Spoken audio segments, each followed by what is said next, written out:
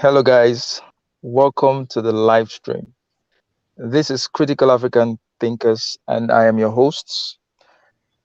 This is a place where nothing escapes scrutiny. Here, we examine everything under the microscope of logic to ascertain that which is most factual and logically consistent. So, today we're going to be having a very interesting conversation, and the topic is how parents shape the future, children as a reflection of our values. Um, as humans, we ask ourselves, what makes us who we are, what forms the foundation of what we are as human beings and as adults. How much influence do our parents have in our behavior, in our outcomes in life? What contributions have our parents made to us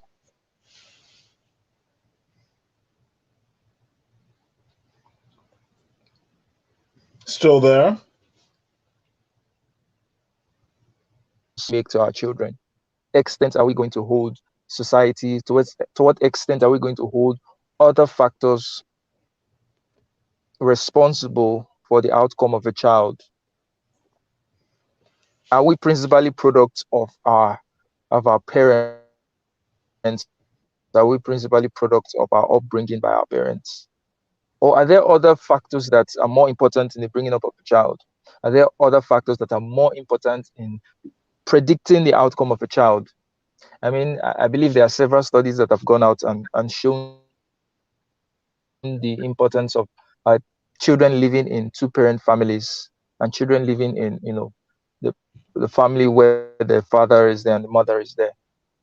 That provides the best environment for the child growing up, because even from anecdotal evidences, you can see that children, even especially in the part of the world where I live, children who are unfortunate enough to have lost their parents or who do not live with their parents usually are maltreated, and usually they have some sort of worse outcome in life. But today's conversation would center around behavioral patterns of children.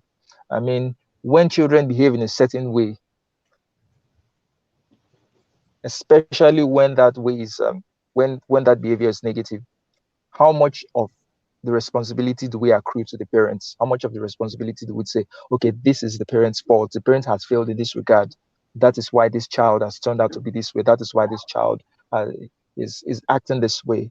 And what can the parents do to remedy the situation? Because I believe that at times, despite the best efforts of parents, children are going to turn out the way they want to turn out. But is there something that parents can do to ensure that their children have a certain, at least some minimum basic outcomes in life? So today we have Dr. Mason. Dr. Mason has been on my channel before, so this is not her first time in the channel. She's an associate professor, and we have Stanley. Stanley is a regular guest in the show, and we were having sort of a debate on a Discord server about this topic. And Stanley just said, "Why don't we do a live stream about this?" And here we are today, having this live stream and talking about um, how parents shape the future. I mean, we are sort of a product of our parents' generation, and that's what happens in every generation. So today, with the way things are going on, with the way kids are behaving these days, with the way young people are behaving these days, how much of that responsibility are we going to put on the shoulders of the parents in that situation? So let me open up the conversation by saying, Dr. Sheena, just give us some sort of an opening to this conversation, then we'll go over to Stanley. What are your opening thoughts on this conversation? Thank you so much for the introduction, Charles. So, um, my thoughts are complex as they tend to be. Um, I feel like this is ultimately a question of nature versus nurture. And I think that there are so many things that influence how a person develops and grows and, I guess, falls into certain traps that society sets.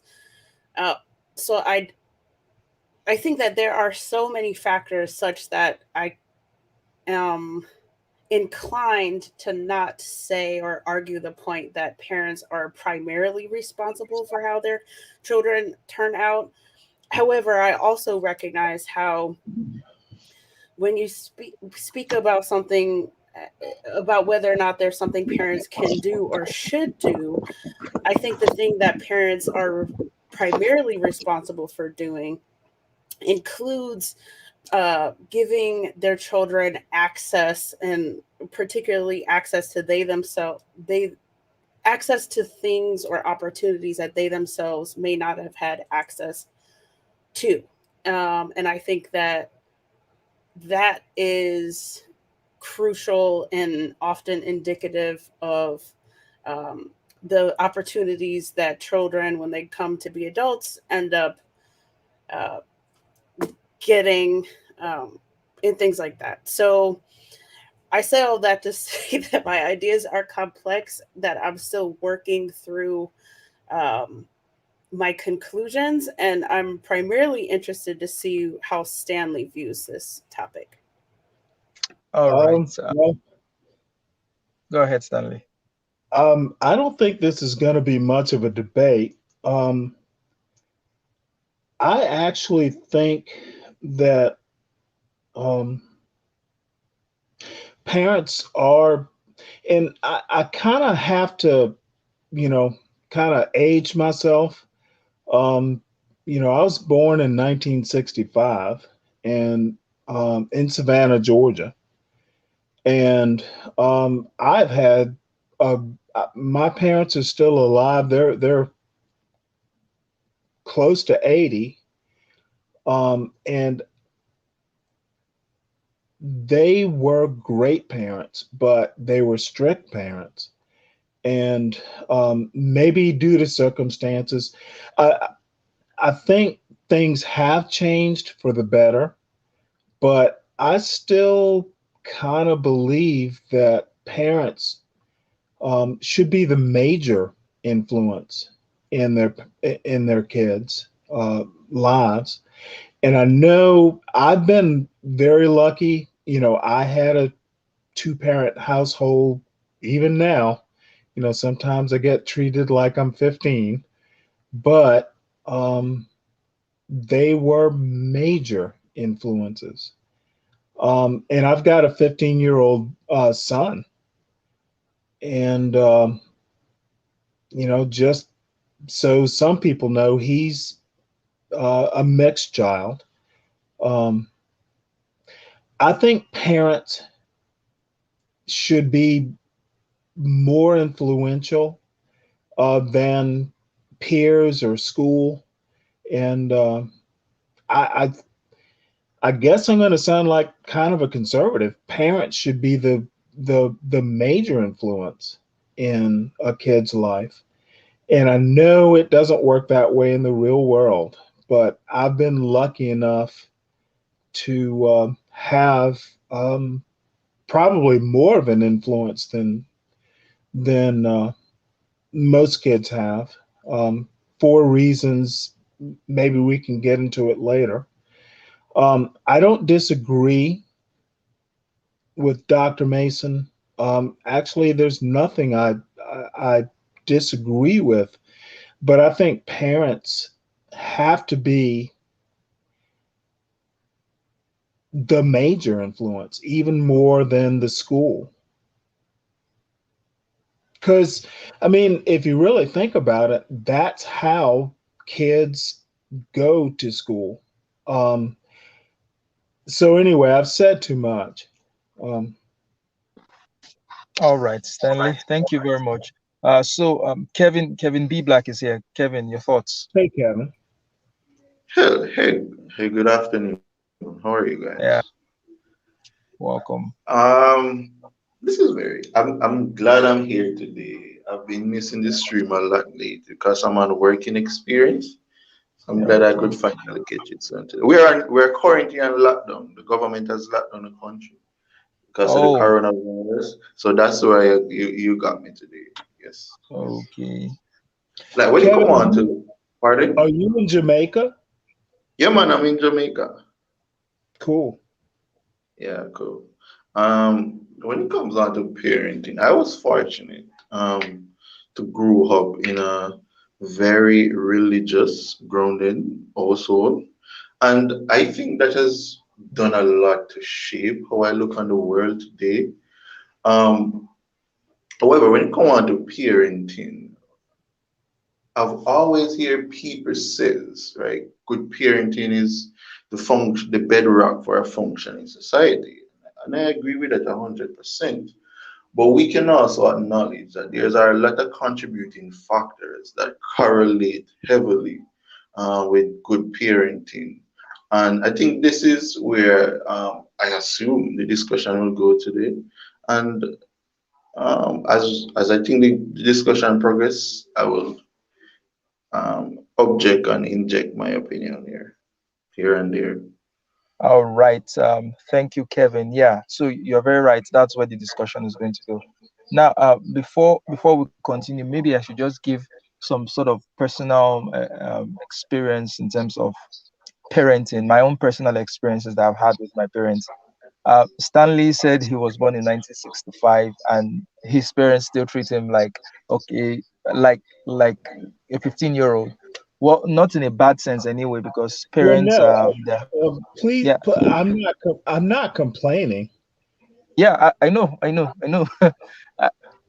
My dad told me something like some a few weeks ago was like, I can remember when I gave birth to you, it was just like yesterday, and you're all grown up. I mean, he could still picture in his head and look at this full grown man and say, this is my child, this is my baby. You understand? So whenever whenever I'm traveling, he's always calling, he's always checking up to just make sure. And most of the times I'm like, I'm a grown up man. Can you just let me be? But that aside, in terms of influence that parents have on their children, I would say my parents influenced me in various ways. Not in every aspect, but in some aspects. Take religious, let's say a religion, for example. My dad is not a particularly religious person, but I am. So I wouldn't say I got that from him because it was never the case that he had to take me to church. um I can't even remember the last time he went to church, but I do go to church every day. So in that sense, did my father influence me in that regard? No, he did not. Could I have been influenced by him to sort of adopt his kind of attitude towards religion? It's a possibility. But why did I do sort of the opposite of what he did in terms of religion? I don't know. But our parents have influences on us. My mother has had the most influence on me, I would say, uh, especially when it comes to academics, in terms comes to books, it comes to reading and all that. I remember that when I was much younger, she would give me money. I would walk miles to go and get books. We call them storybooks. I just get books and I read and read and read and read. So that was one way in which my mother really encouraged my reading habits. But my father also encouraged me in that sense, in that regard, in the sense that he loves to read as well. He's a bibliophile. He loves books. He has tons of novels. He has tons of books. So as I was growing up and I was maturing, and those books that my mother provided me with, they were no longer suitable for me to whet my appetite. My father's books were there for me to just I just went along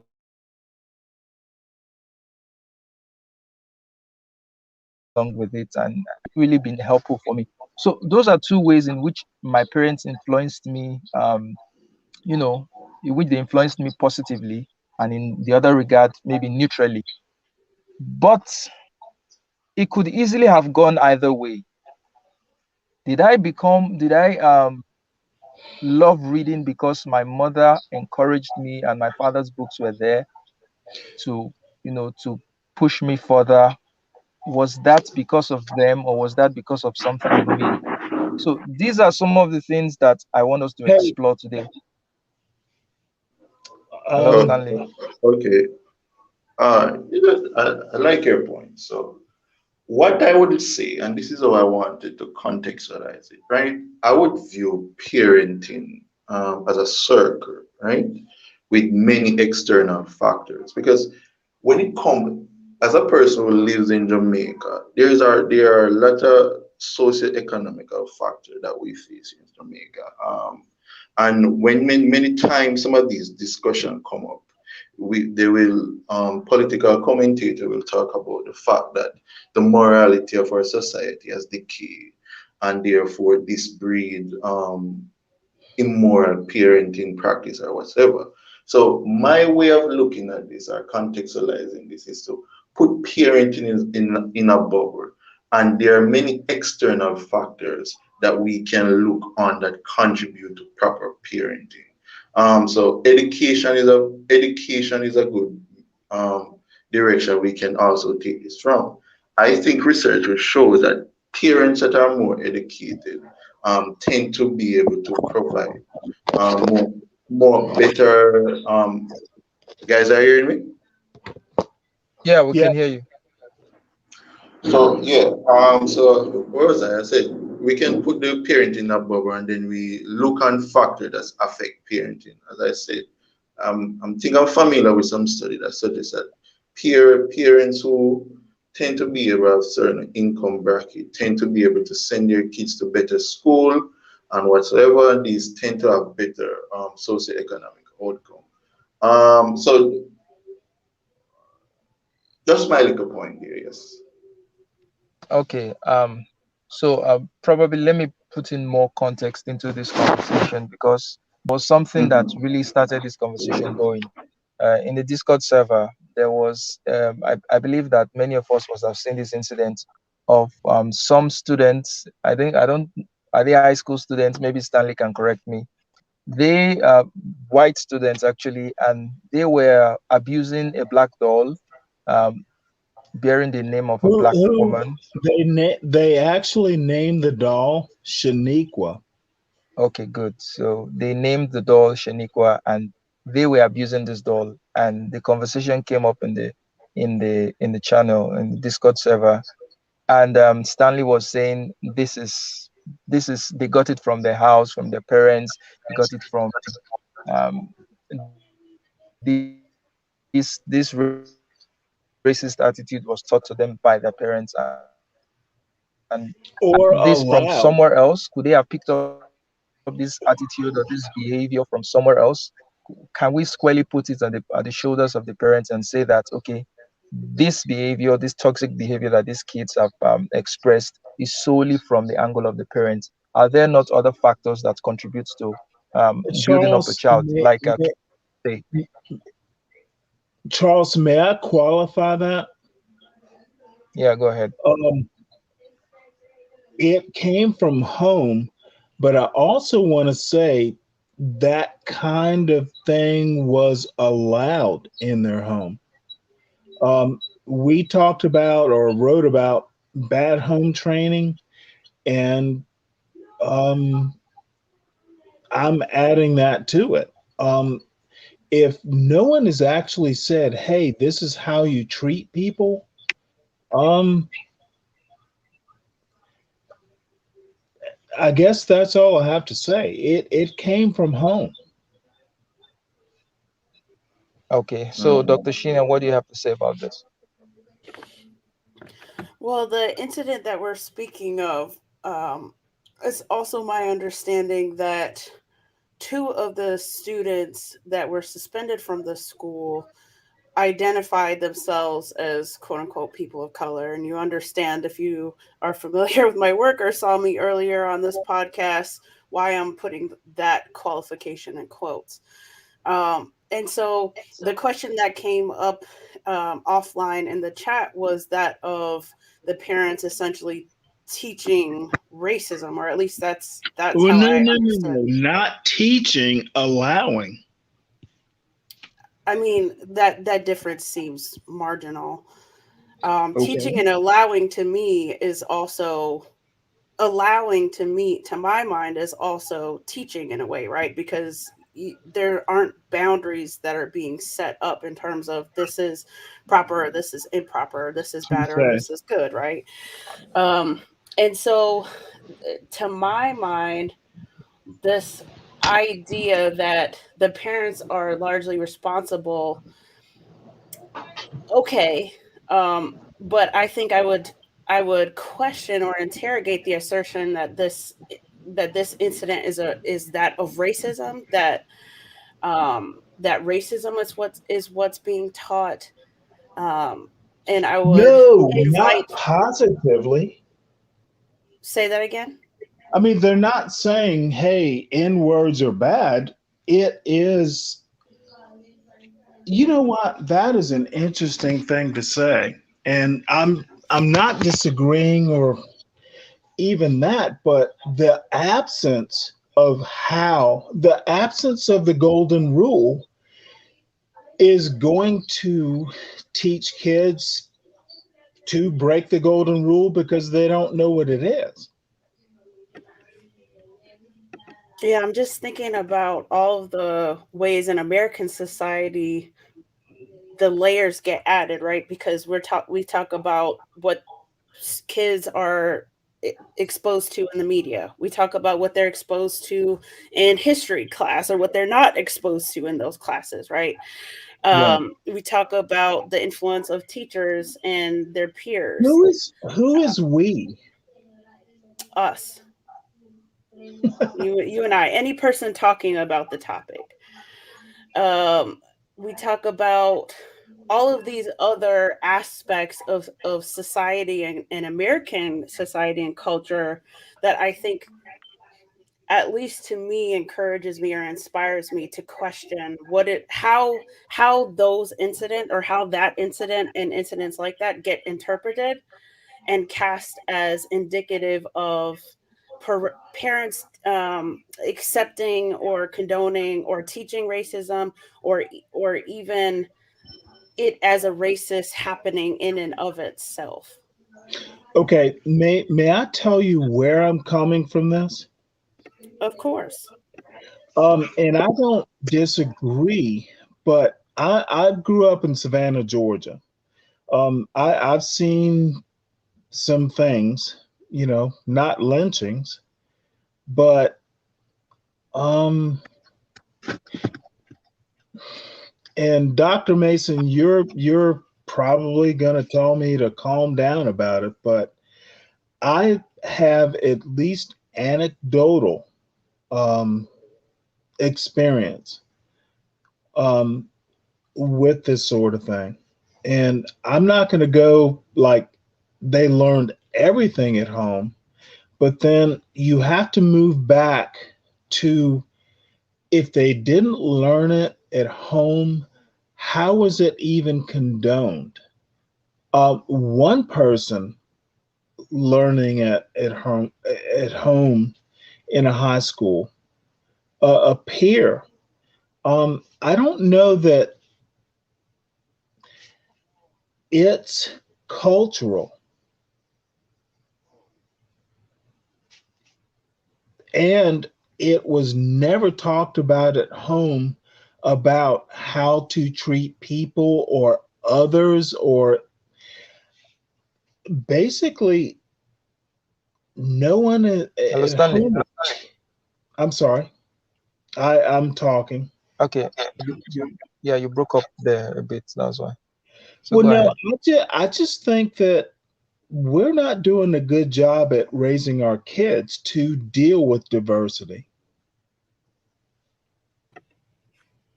Yeah, I wouldn't disagree with you there, Stanley, and I also wouldn't tell you to calm down, as you as you put it.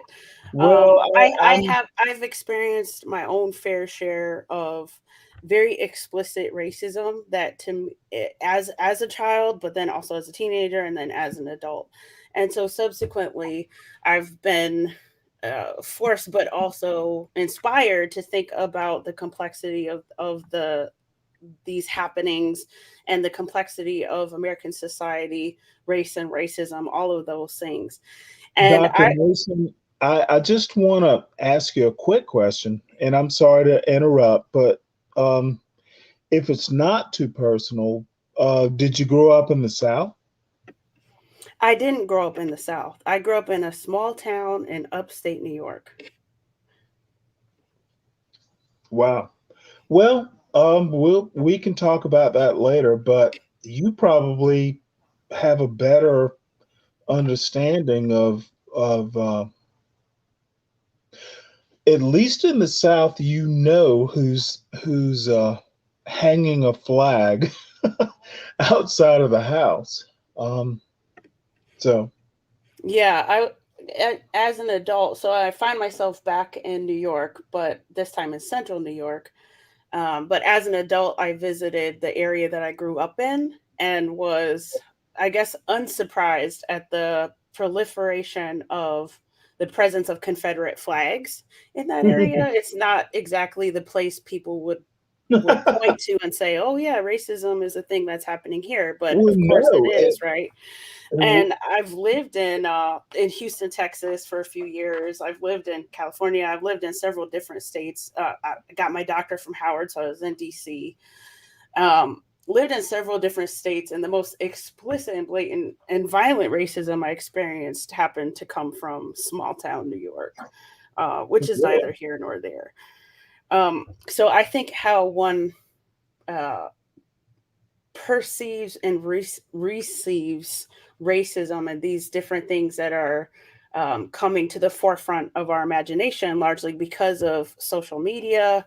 Um, I think that that is a personal aspect to this, or it lends a personal aspect to this.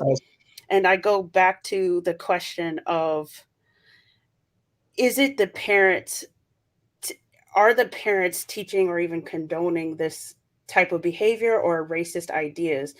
And this is why I think the answer to this question, or even asking the question in the first place, is really critical.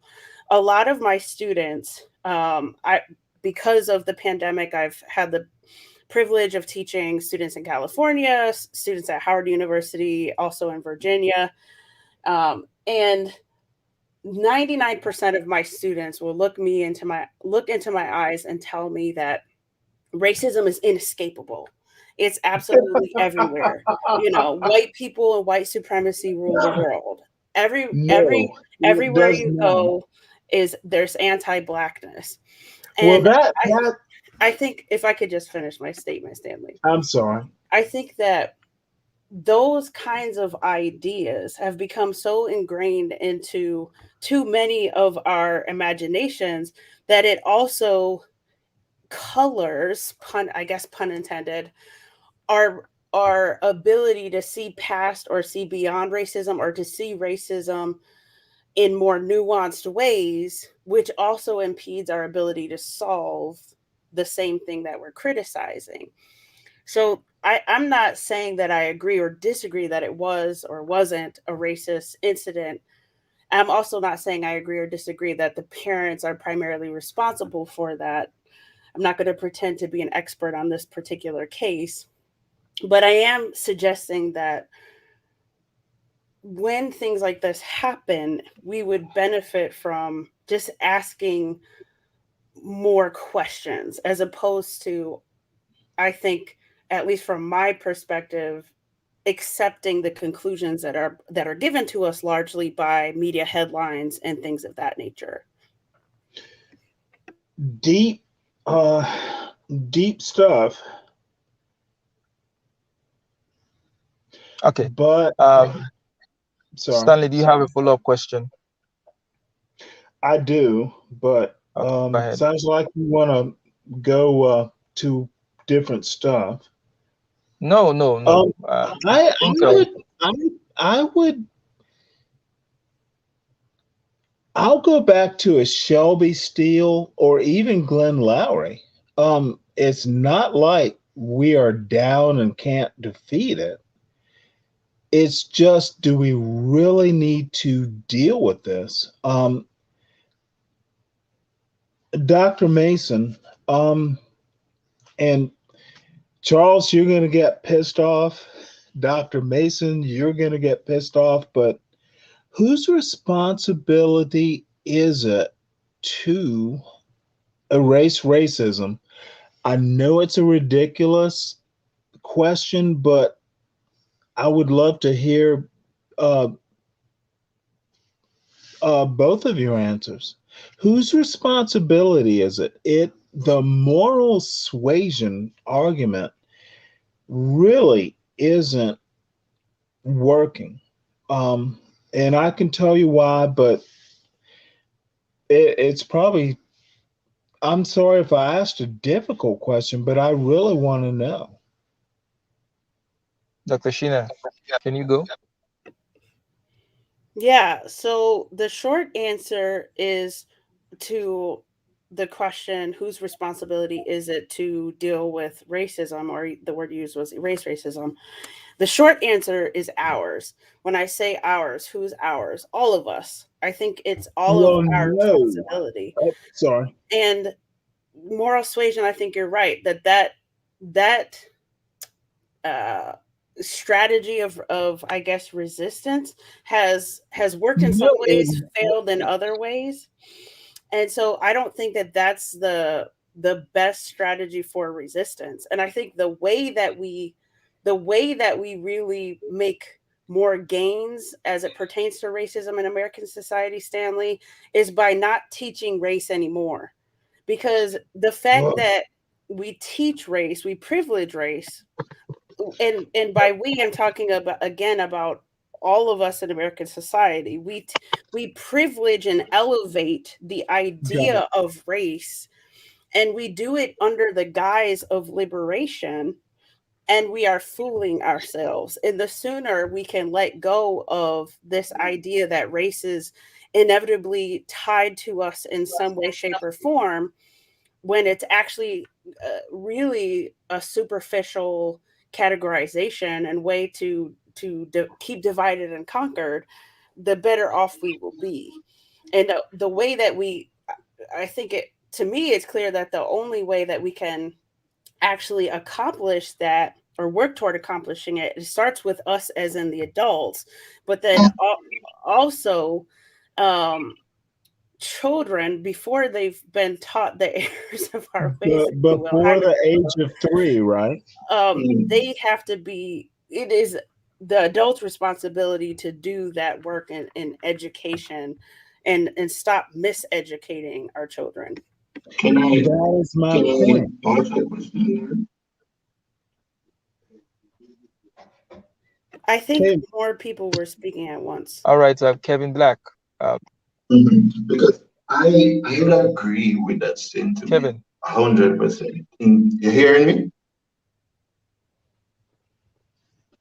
Guys are hearing me? yeah, we can hear you. Okay. Yeah, we can hear you. Just to um reply to what Sheena was saying, I would agree with your sentiment 100% in terms of his theoretical framing, but I don't think that is somewhat achievable practically, to be honest. I think I doubt we can ever get rid of the idea of race. And I think it's sometimes cool to just say we can get rid of racism by just stop talking about race or stop teaching race. But honestly, I don't think that is practical at all. I think society, based on the history that people have had with race, I think it's going to always be a factor. I think there are certain stuff we can do, like certain policy we can implement to alleviate certain racial tension. But I would disagree with the idea that just stop talking about or stop teaching about race will get rid of race. I cannot bring myself to agree with that at all. Okay, Mr. Pelo, before you go, let me ask Kevin B. Black a question. Now, Mhm. Kevin, you are very familiar with the fact that anti-Semitism was very, very prevalent in Germany in the 1920s, or prior to then, right down to Hitler and all the mayhem and everything it caused. You're Mhm. very familiar with that fact. So how would you say anti-Semitism in Germany is today? I don't think there's a lot of anti-Semitism. I'm not sure, to be honest, based on what I've known or what I've heard of. I'm not sure, but I don't think they stopped teaching anti-Semitism about Jewish history in Germany. And I think the Jews, they were somewhat, what I say, somewhat, I'm not sure if reparation is a term, Um, I think what I'm saying is that I don't think the Jewish or Jews is somewhat analogous to the situation of African American in Um, in the United States. All right, Mr. Pelu, go ahead. I will respond to Kevin later about Mr. Pelu. Then we have Tash here. So go ahead, Mr. Pelu. Then Yeah, Tash can go. yeah. Hi, y'all, African, critical African thinkers. Yeah, I'm just checking in. I usually come in, but I can't really talk too much now because I'm at work. So I gotta be quiet. Okay, But no I problem. was checking in, listening to the conversations. Good conversation. I think the question you asked, Charles, was a great question about the anti-Semitism. I think it might be analogous to the race problem because if you look at the history of Europe, it had a lot of anti-Semitism for a long time, and dealing with the anti-Semitics and Germany is experienced by anti-Semitism to me is a analogous lesson of how we can deal with race because they looked at these people as separate people from the regular Europeans for a long time, and then when they tried to integrate, they didn't want them nigger because a lot of people had integrated and became Christians and become this and that, and those people were still targeted by the Nazi regime. So that's actually a good analysis. I can't get too much more to it because I'm still at work. And if y'all still off when I get off, then I'm gonna get off for like an hour and a half. I'll come back on. But thanks for having me. Love y'all. I was asking what the I Tash was didn't I asking what. didn't understand the point that he was making. Can you repeat it? If you understood it, Charles.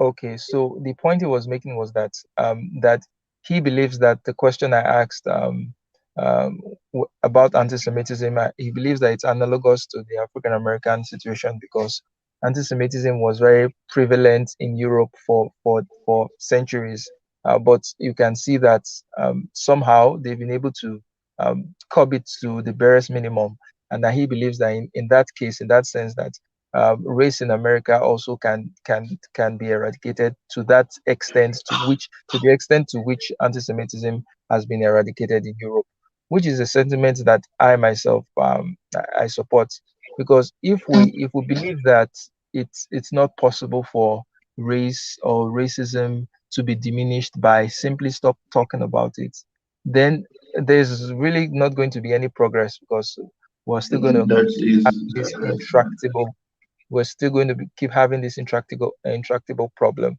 But I okay. think I think that uh, I think it's just the media obsession with race that is fanning the whole thing. It's just the media obsession. Stanley, before you go in, Tash is here. So Tash, let me just run through what we were talking about before you came, so they have a better context of what we're talking about. So the topic is about how parents shape the future. Um, Um, oh, Tash has left. Oh, please Can I come respond right to what back. you said a while ago, Charles? Yeah, respond. The reason why I said the Jews or the Jewish situation is analogous to the to the African American status in America, African American status in America is I need to familiarize myself with some more with the information, but I do think there has been somewhat more aggressive measures used to correct certain there was a to correct certain of the historical oppression that Jews face in Germany. The Jews were given a state. I think the Jews were given reparation.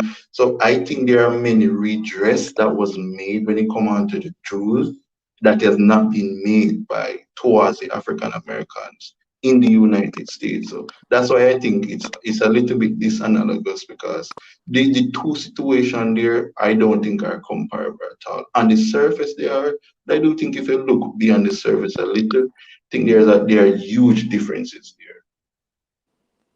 Okay. So you believe that certain policies were implemented that was able to bring it to this level that it currently is. Then possibly the same thing can be done in the African American context.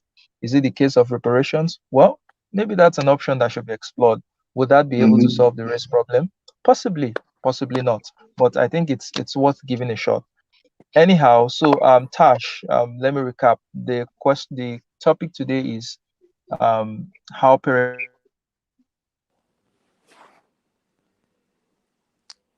shape the future. The conversation we're having in the Discord, I think you were there as well. about the black doll and the children, the white kids making fun of the black doll, abusing it, and it's been termed, a racist incident, and Stanley asserting that they have to have gotten it from the parents at home. And then I asked the question, could it be those kids got that behavior from their peers? Could they have gotten it from school? Could they have gotten it from elsewhere? How much responsible should parents be for the terrible behavior of their children? So that formed the meat of the conversation today. I'm going to have to look back into the Discord discussion to really see. You're talking about the black doll that's given to the black. I think I've heard about this before. Yeah. But, yeah, I'd have to look back. Give me a few minutes. Sorry, I haven't. Wait, there is a Discord? Sorry? Yeah, there's a Discord channel. Yeah, give me a few minutes and then I can just read it and then I'll jump back on. And so send me the link. Can you send me the link? So are you talking about... May I hop on, Dr. Mason? Sorry?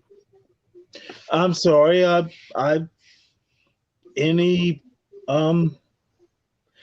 lot of things have been said. I guess I'm asking, what do you think about it? You're talking to me, Stanley? Yes, ma'am. Thank you. Yeah, so I did want to respond to some of what Kevin and Charles said, and Mr. Pellu as well. I think that I just say this? Sure. Please pronounce.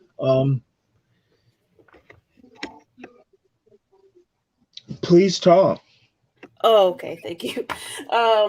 So I think oftentimes people, in response to some of my ideas, bring up this question of practicality, which is, I see it as a sort of unnecessary pain point, because it's not, to my point, it's not a logical or valid, or I'll say strong, point of contention when it comes to all of my arguments and positions.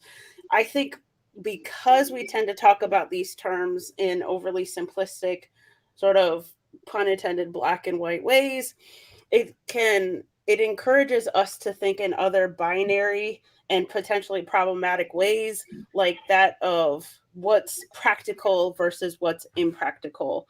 I am not saying that to get rid of racism or to tend to racism and further that we should stop talking about race. What I am, although some people do make that case and do argue that, that's not my position. What I do argue for is that instead of misdirecting the dialogue toward that of race, we redirect it toward the problem, which is that of racism, which creates race. And if we can agree or come to acknowledge and recognize the ways in which racism creates race and helps perpetuate race, etc., then it would seem to me that a more productive part of the solution necessitates moving away from talking about race and obsessing about race in all of the ways that we do, to talk about the actual problem and name it. But then, as I was saying earlier, our naming of the problem of racism also needs to be complicated and more nuanced, because it's ironic to me, and just a few months ago, I was often pointing to something or a happening as being that of racism and thinking that logically, how do we solve this problem? Well, we have to focus on race, right? But ironically or paradoxically, I've come to learn that the way that we solve racism, it's not to ignore race or just pretend, right, that race isn't an idea that exists in real life, but that to solve racism in the ways that I think many of us intend or think is important, we have to actually focus on things like socioeconomic status, like Kevin was talking about in Jamaican context earlier.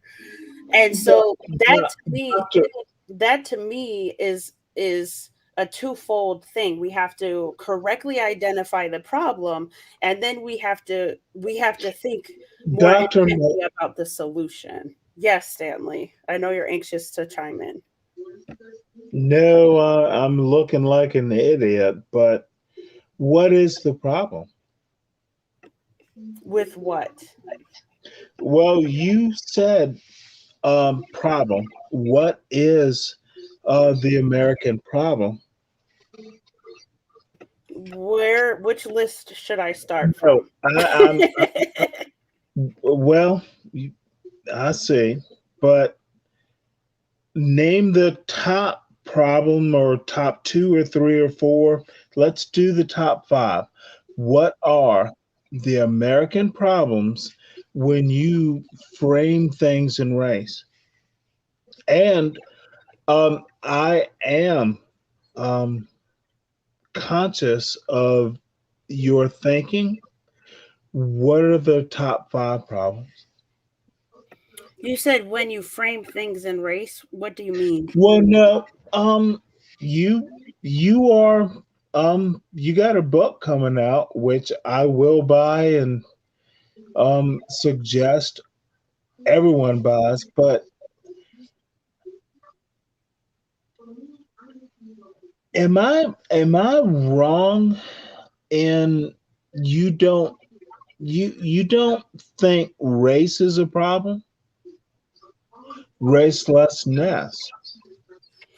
Yeah, no, you're not incorrect. I argue that racism is the problem, and that racism creates race. The idea of race. Stop you there. Who created race in America? Can I start the question? Okay, Stanley, let's let Tash speak for a while before we continue. It was just a quick question about the term racism, and do you think that we can actively counter racism at all levels? Because it would require a heavy consciousness, and I'm not entirely convinced that the West in particular subscribes to that way of thinking, and I think it supports different political perspectives, having racism at a, I don't know. I personally think Dr. Mason has the solution. Do you feel that there's a consciousness that's available to the West in terms of racism and dismantling it? Tash, are you directing your question to everyone, or to everyone? Really. Okay, more so yourself. Stanley's giving me far too much credit. I want to yourself, though. Actually, that's a great question, Dr. Mason. I look forward. Can we dismantle race in raceless? Well, you guys are, I feel like that's a rhetorical question, because you know that my argument is yes, we can, especially if we get it out of our minds that to do that means that 100% of society has to agree. That will never be the case on any topic, much less that of race and racism. So if we get it out of our heads that we have to have 100% of people in American society or in Western society agree and see the light, then that helps us create a path forward. And I tend to be of the mindset that racelessness already exists. It already exists, and I argue that it exists in any context. But if I could see the point that in America race is at best a social construction, I would still point to other countries and other spaces and other times historically to which racelessness exists in the ways that we're talking about. And if that's the case, racelessness then that gives me hope that it can exist again, and we can transcend and overcome the problems that we're talking about. Racism Ask is the white absolutely. people to transcend. Say that Okay, again. But if you do okay. you know the fact Let you me let me said come in. Martin Luther race King, is a social Let me construct. just chime Oh, in. sorry. Sorry. Let me chime in a little bit. Okay, see, I think that the problem of race and racelessness, or the problem of racism, why it's going to be very difficult to solve, at least in the Western world, is principally because of two things. One, the media. Two, politics. As long as politicians are trying to solve the question of racism, no, it's going to be there. that is And not my as point. long as the media is going to keep obsessing over it, then it's going to linger It is on. not But a it has media to be taken person. away from I it has to be taken disagree away with from you, both Charles. spaces. Well, tell me why you disagree. Wait, I wanted to ask Dr. Sheena a question, right? When you say there's a problem with how we talk about race, what exactly do you say we can talk about how racism reinforces race? What is it specifically about the discussion we have in today's society about race do you object to? The ways that we tend to talk about race naturalize its existence. It solidifies its existence. And because racism creates and Wait, can perpetuates. you give me like a specific example? Like, So most people say that race is a social construction, but then talk about it in terms of genetics, biology, and phenotype, right? And so in that way, people racialize me as a Black woman. I am expected in America to identify as a Black woman. And all of that isn't just meant to be some sort of descriptor, some sort of objective descriptor, but is understood to speak to how I think, to the culture that I participate in, so on and so forth. And a lot of the meaning that is attached to my perceived Blackness is rooted in racist ideas in American societies and stereotypical essentialist ideas of what it is to be Black. And because that's how race operates, at least in the American context, then to solve the problem of racism, we have to revolutionize the ways in which we start to conceive of race. We need to stop naturalizing it, because in that naturalization of the idea of race, we unintentionally, and for some people intentionally, perpetuate and reify the system of racism. but would you not agree that there's a biological aspect towards race? Science has disproven race as biological for centuries, for at least a century. So scientists will tell you that race is a made up thing. No, I'm not disagreeing with you, but when you see a person that have dark complexion, there's obviously a biological component to that, to the expression of that phenotype. Do you But not agree? that's ethnicity, Kevin. That's not race. It's not But no, racial. but we can't. But no, but I'm saying your biology, that dark complexion is dependent on your biology, and then we outside of you, your external environment seems to put those social construction on you. I would, to a certain extent, I would say the same thing about gender. Gender is also something internal, but also something external.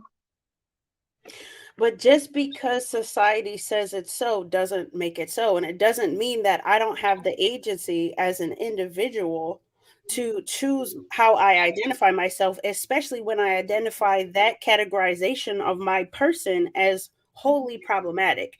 And we know that phenotype does not always translate neatly into race or racial identification either. There I are agree. I agree. yeah, there are plenty of people who break the rules when it comes to that. And this idea of the one drop rule, all of that is racism at work today. And So I think that in order for us to actually have more generative conversations and work toward solutions and implement solutions, we have to get outside of these boxes. do I you agree, can I no, just ask really. I can I agree, but I'm feeling to understand something here, right? Because I agree with a lot of what you said, can but I just ask one question, please? I just want to ask one I'm question. sorry, go ahead. Yeah, sorry.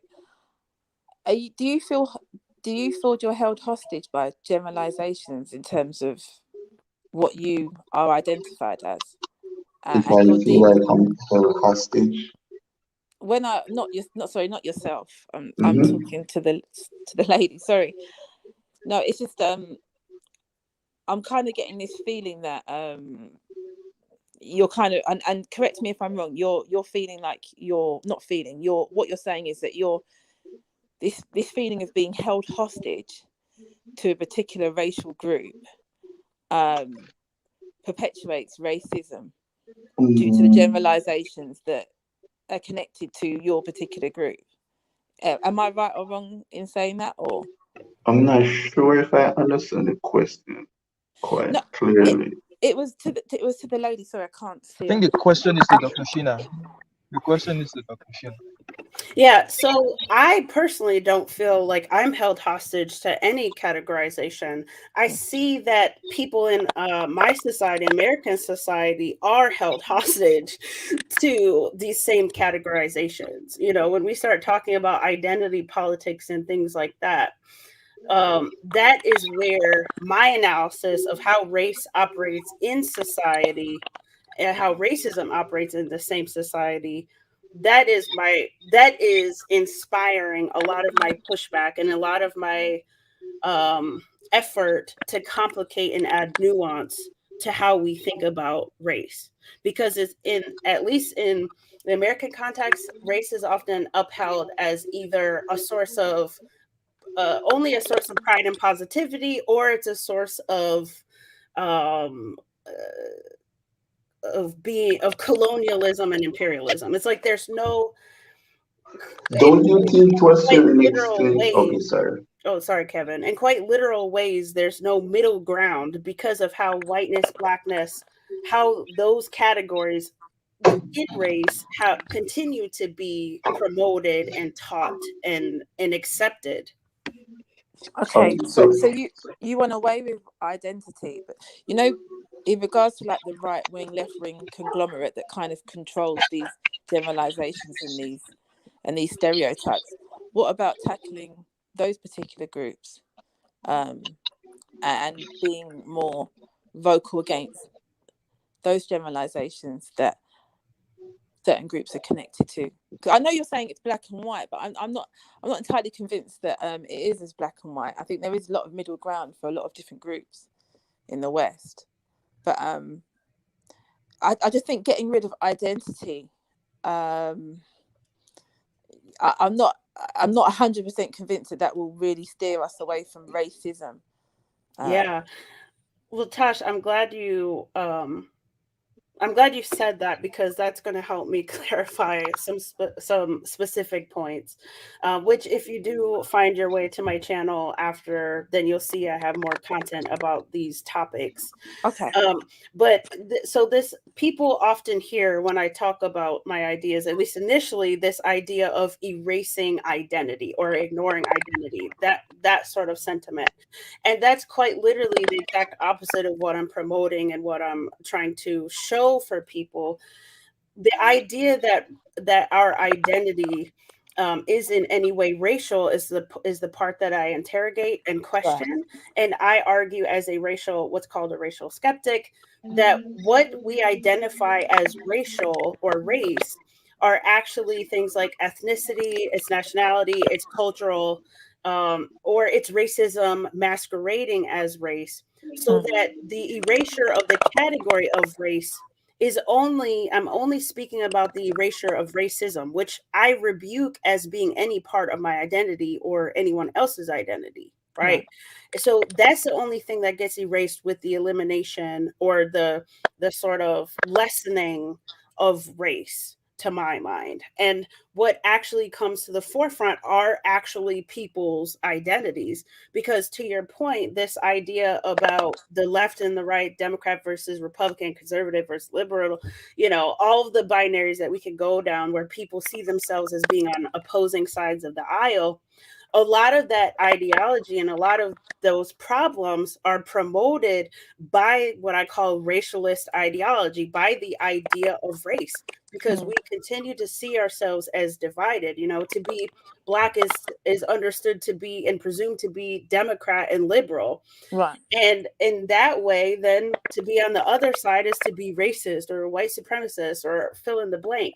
When we free ourselves from that kind of thinking, it does open up more space to see our shared humanity, to see where we are actually different as opposed to presupposed differences, and to actually see where we are similar, which I think is crucial in any time in history, but especially in this day and age. Yeah, no, I agree 100%, because I think sometimes we have this form of groupthink mentality that we fall into when when it has that black and white, that Democrat Republican divide, and we you know, the ears are kind of switched off to hearing anything, and we're not giving ourselves the opportunity to kind of evolve as humans in regards to what's actually taking, you know, what I suppose I'm saying that, but I'm still a little bit on the fence in regards to having self-awareness and not completely ignoring historical elements.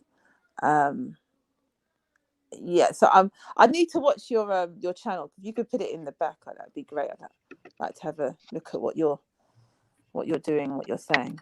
Oh, please do, Tosh, because I am a specialist in African American, Caribbean, and American literature. So if anyone knows a thing or two about history, that's I.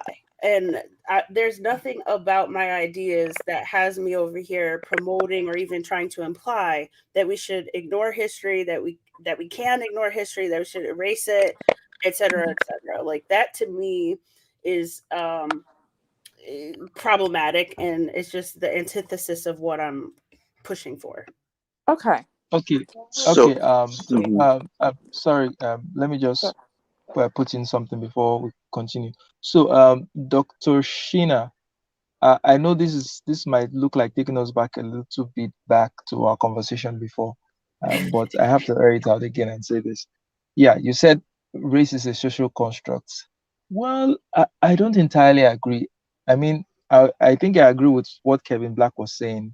Just like gender, there's a biological component to it.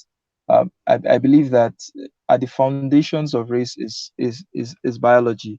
Then built around it are certain social norms and social constructions. Those can be tampered with. Those can be worked on. Those can be erased. Those can be molded. They are malleable, but the biological component is not malleable. My kinky hair, my tough kinky hair, is not going to go away with racelessness. No, it's definitely not going to go away. So in that sense, race is real, but the social implications of race is what we should be looking at eliminating. That for the fact that this person is different biologically with certain features doesn't mean that they should be treated in this particular way, or doesn't mean that there are certain ascribed social features or social norms to those people that are immutable. So that's the point I just wanted to get across. So, Tash, go ahead. But what Sheena said, was correct. That scientists has abandoned the notion of race. Like I don't think it's a scientific term that has been used, that is still used in the scientific community. So what I said though was there's a biological component to race, and I think Sheena was taking issue with that because I don't think race is entirely socially constructed. I think there's a biological like when I you're agree. when a when a white person like see a black person driving and they stop that person and make certain assumption about that person, I do think your biology plays a part in that, and also because you look black to that person, and the certain stereotypical view that that person might have a view is also the social aspect to it. Mm. Yeah. Yeah.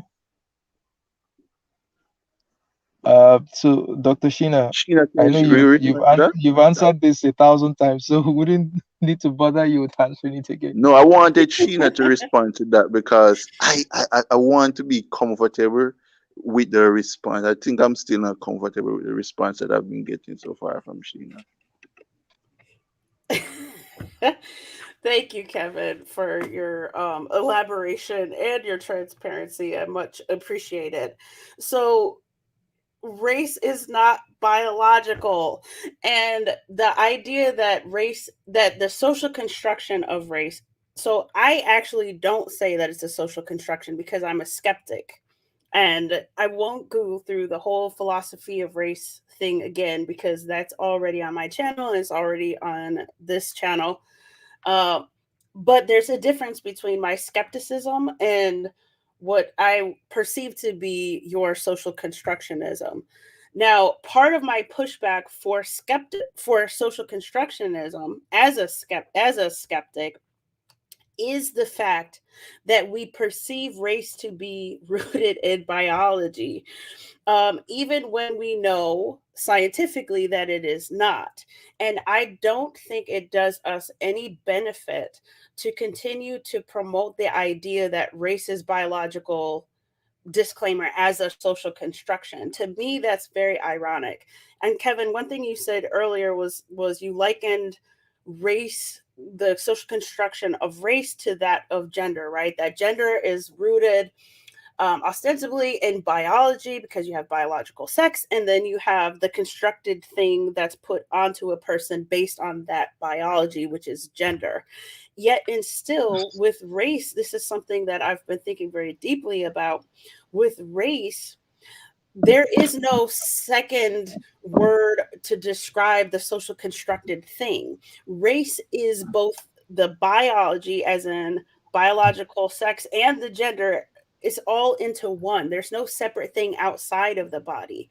And to me, that unintentionally, it inadvertently, and for some people intentionally, promotes racism. It promotes racism because the concept of race, while it would be nice to understand it as simply a descriptor, and in some places it is a descriptor and it doesn't have this other sort of baggage, in the American context, that has never been the case. It can be the case, but if we keep going down this road of promoting race as an idea, then it will never be the case. That to me is my primary point of contention with constructionism.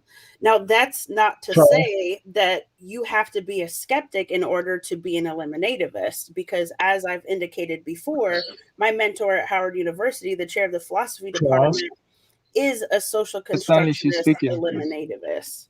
Okay. And so my skepticism isn't something anyone has to agree with to come to the conclusion that race as an idea should be eliminated. Wow. So we always find a way to bring ourselves back to race from whatever topic that we started with. So are we obsessed with race? No, we are not. Clearly. So wait, so can I ask a question? Another question, Tina? Go ahead. Like, for example, let's me try to paint a scenario to kind of further my understanding, right? So, for example, there's a white person in a room, right? And then a black person arrive in that room. Then that person start to feel uncomfortable, right? Why do you think that person experienced such discomfort? Which person becomes uncomfortable? The white person becomes uncomfortable. Because they've been taught race. By whom? Society, American society. Oh, wait. We're going back to cultural racism. This country was built on a culture. Now, which culture? A culture of we the people, or we? I'm interested in your answer. Okay. Let me just say this. Maybe I want to buttress Kevin's point a little bit. Now, Dr. Sheena, if I'm to go by you saying, okay, the reason why the white person is uncomfortable is because of he has been America taught. was built Stanley, on basic racism. I'm speaking, please. Let me finish. So Okay. the reason why if you're saying the reason why the white person is uncomfortable in the presence of a black person is because they've been taught to sort of be uncomfortable, then you ask yourself, this black But person hasn't by done whom anything at did all. they get taught? Stanley, I'm not done yet. When I'm done, you can ask your question. So You're making my point. the question is, this black person hasn't done anything yet. The white person have to have recognized something about that black person to have triggered that teaching about black people. And certainly it's not the social construction. Certainly it's about the physical features of that black person that white person is seeing No. at that particular time that's making them react in that particular way. Yes. That is not But that's the not the way. same as saying that race is what makes them Yes. uncomfortable.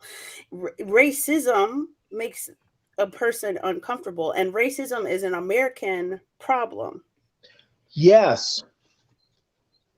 And all people can be racist, to my mind. Now, that's a Well, controversial assertion. A lot Of of course. people will disagree with that, right? But when we were talking about officers or law enforcement earlier profiling racialized black people and how what they're perceiving is race of a person, right, in order to profile them, and yet and still law enforcement are not comprised of only but probably primarily, but they're not comprised only of racialized white people. There are well, racialized people of color who are also in those professions. So let's not pretend like we are somehow above and beyond and outside of internalizing the same racism that is well, taught in American society. may I also add that there's a whole ton of evidence. Black cops react the same way. They do or they don't. They do. Exactly my point. And where do Yes. they get that from? Because they are taught race in American Yes. society, and racism Yes. creates race. Touche, which comes back to my point. How do we unteach race? I don't think it's possible. Well, if you don't think it's possible, then it's not possible, Stanley. And No, that's white supremacy getting the best of too many people in American society. This idea that it's not possible or it's impractical. Have we tried? Have we ever well, in no, our that history is an tried? interesting question. Is it impractical? That's I would say it is impractical. However, you are writing a book. Teach us. That's really my whole point. How do we not talk about race? Honestly, that really is my question. Teach us. All right, so we have Chloe in the house. Chloe, welcome Hey. to the conversation. So jump right in. I probably missed the last few minutes here and there. And so I guess, the questions has been to Dr. Mason about from what I was hearing, it's like, what is it really if it's not race and all that kind of stuff. And I guess when I hopped in, it was, about the police officers. And, kind of to her point that, we're all kind of seeped into the same stew as to we all have kind of the same idea of what makes one race or another. And that we kind of need to break that into instead of like actually identifying these groups more so in their specifics. So like, I guess, what I was thinking of as I was driving home listening to this was, like this one thing that kind of makes race is that, this whole idea of, like the police are, I should feel safer as a classified Black woman, right?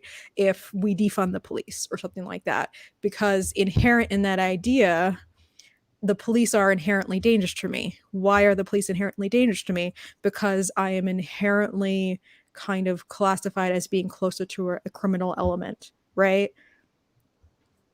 Because of my Blackness. And in that way, by saying, things like defund the police, you are reinforcing that, you're reinforcing that conflation of Blackness and criminality by doing that type of thing, right? And for me personally, I've never felt victimized by the police. So when I hear like these types of things of, it's like, oh, well, I should feel in danger.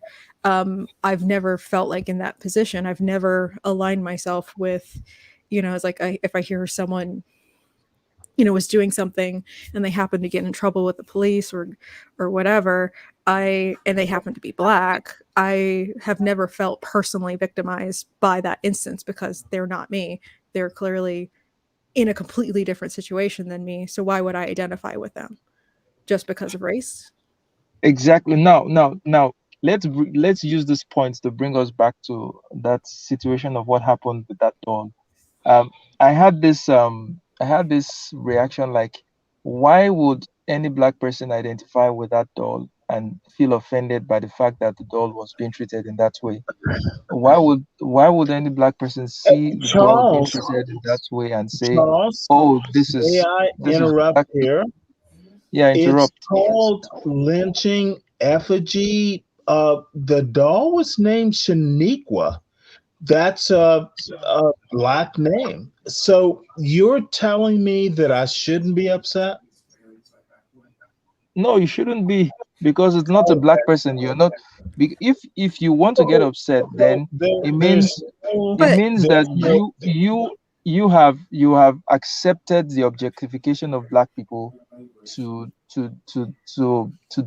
the level of dolls. but okay, so So there is no objectification the other way. They objectified Shaniqua. Listen to what you're saying. They objectified Shaniqua, a Black doll, and then stomped. Of course, it is not a real person, but is there such a thing?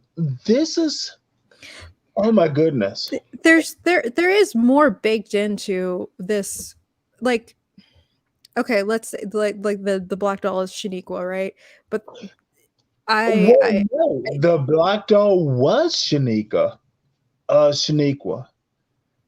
And I'm sorry, I will let you talk, but that's not just some, oh, hey, we're gonna have fun in high school. Right. But I think what I think Charles was getting at is that the Black doll named Shaniqua, should I feel represented by her? Who named the doll Shaniqua? Yeah, it was white kids, right? But like this, No, the thing, you're not seeing where I'm going with this. Who was it? Black kids? Shaniqua is one of those things that is a traditionally.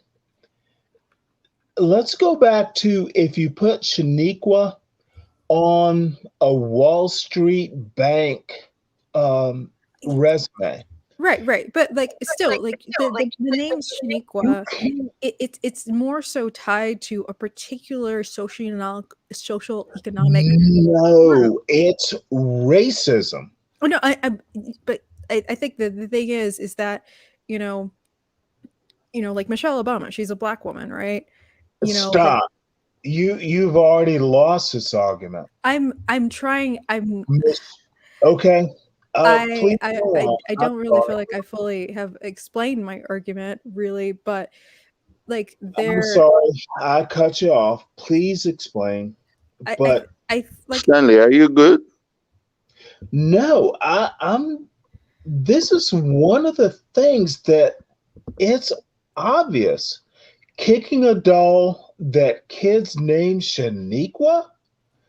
What did so it's coincidence? I'm just I'm not. concerned about your constant interruption, like sometimes. Yeah, I'm not saying it's a coincidence. I'm not saying that they're seeing that doll as black and that they're targeting that doll for all of these perceived characteristics that they're associating with black people.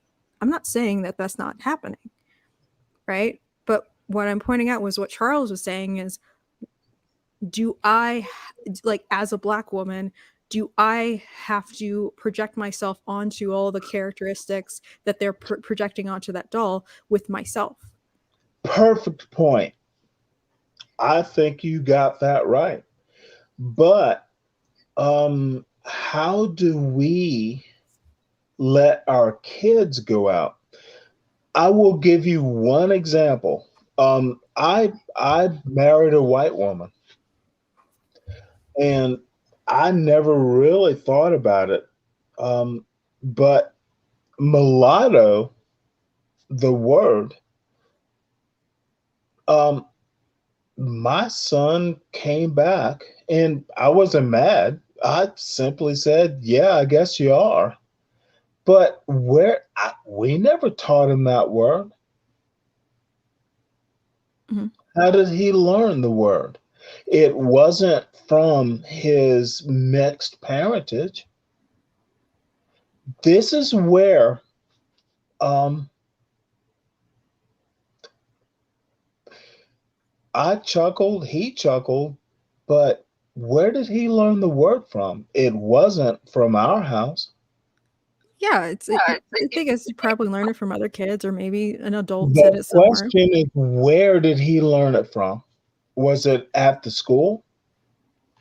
Well, I mean, define at the school. You mean the teachers taught it to them and say, like, "Hey, children, this is how you classify races and mixed No. race people," or another kid? I would doubt that the teacher would teach that sort of thing. Right. I mean, it's So the thing where is did that he learn it from? Was he it from his peers? probably. So where did the peers learn from it? The peers can learn it from a number of different places, right? They could have watched an old movie. They could have, heard their grandmother say stuff, grandfather, whatever. I mean, like, I remember, Grandfather? or something, right? So here's the thing. Here's something that I did when I was a kid, right? And I had recently learned the word. I think I was in maybe like the 4th grade or something like that. And so I delighted in learning more. Oh, this is what this word means, but it sounds fancy, right? And so there was a girl at school who I felt dressed risque, right? I think it was maybe in like the 4th grade or something like that.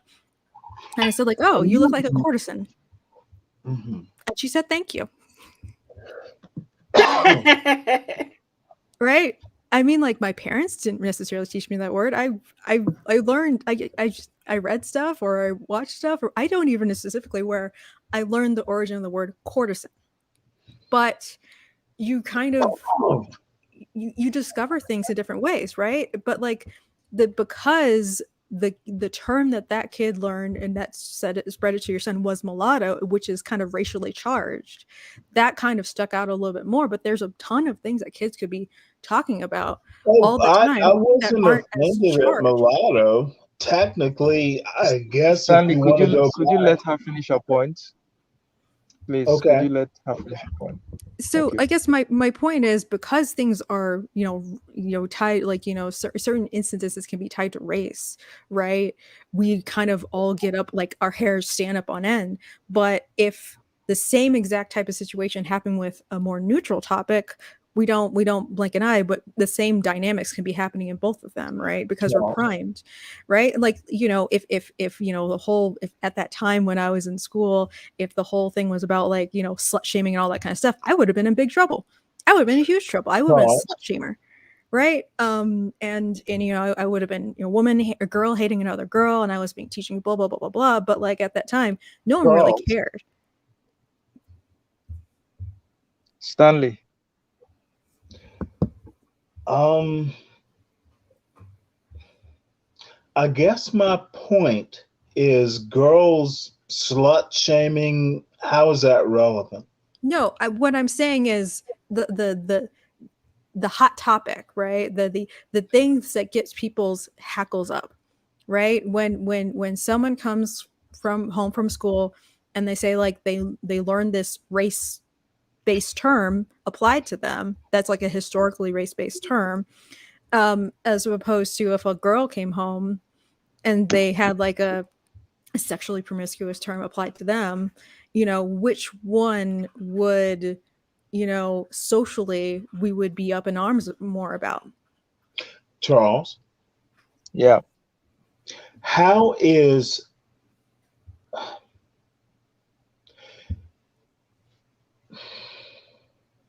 Okay, now let me say something in support of what Chloe has just said, that these kids could have picked up this language from anywhere.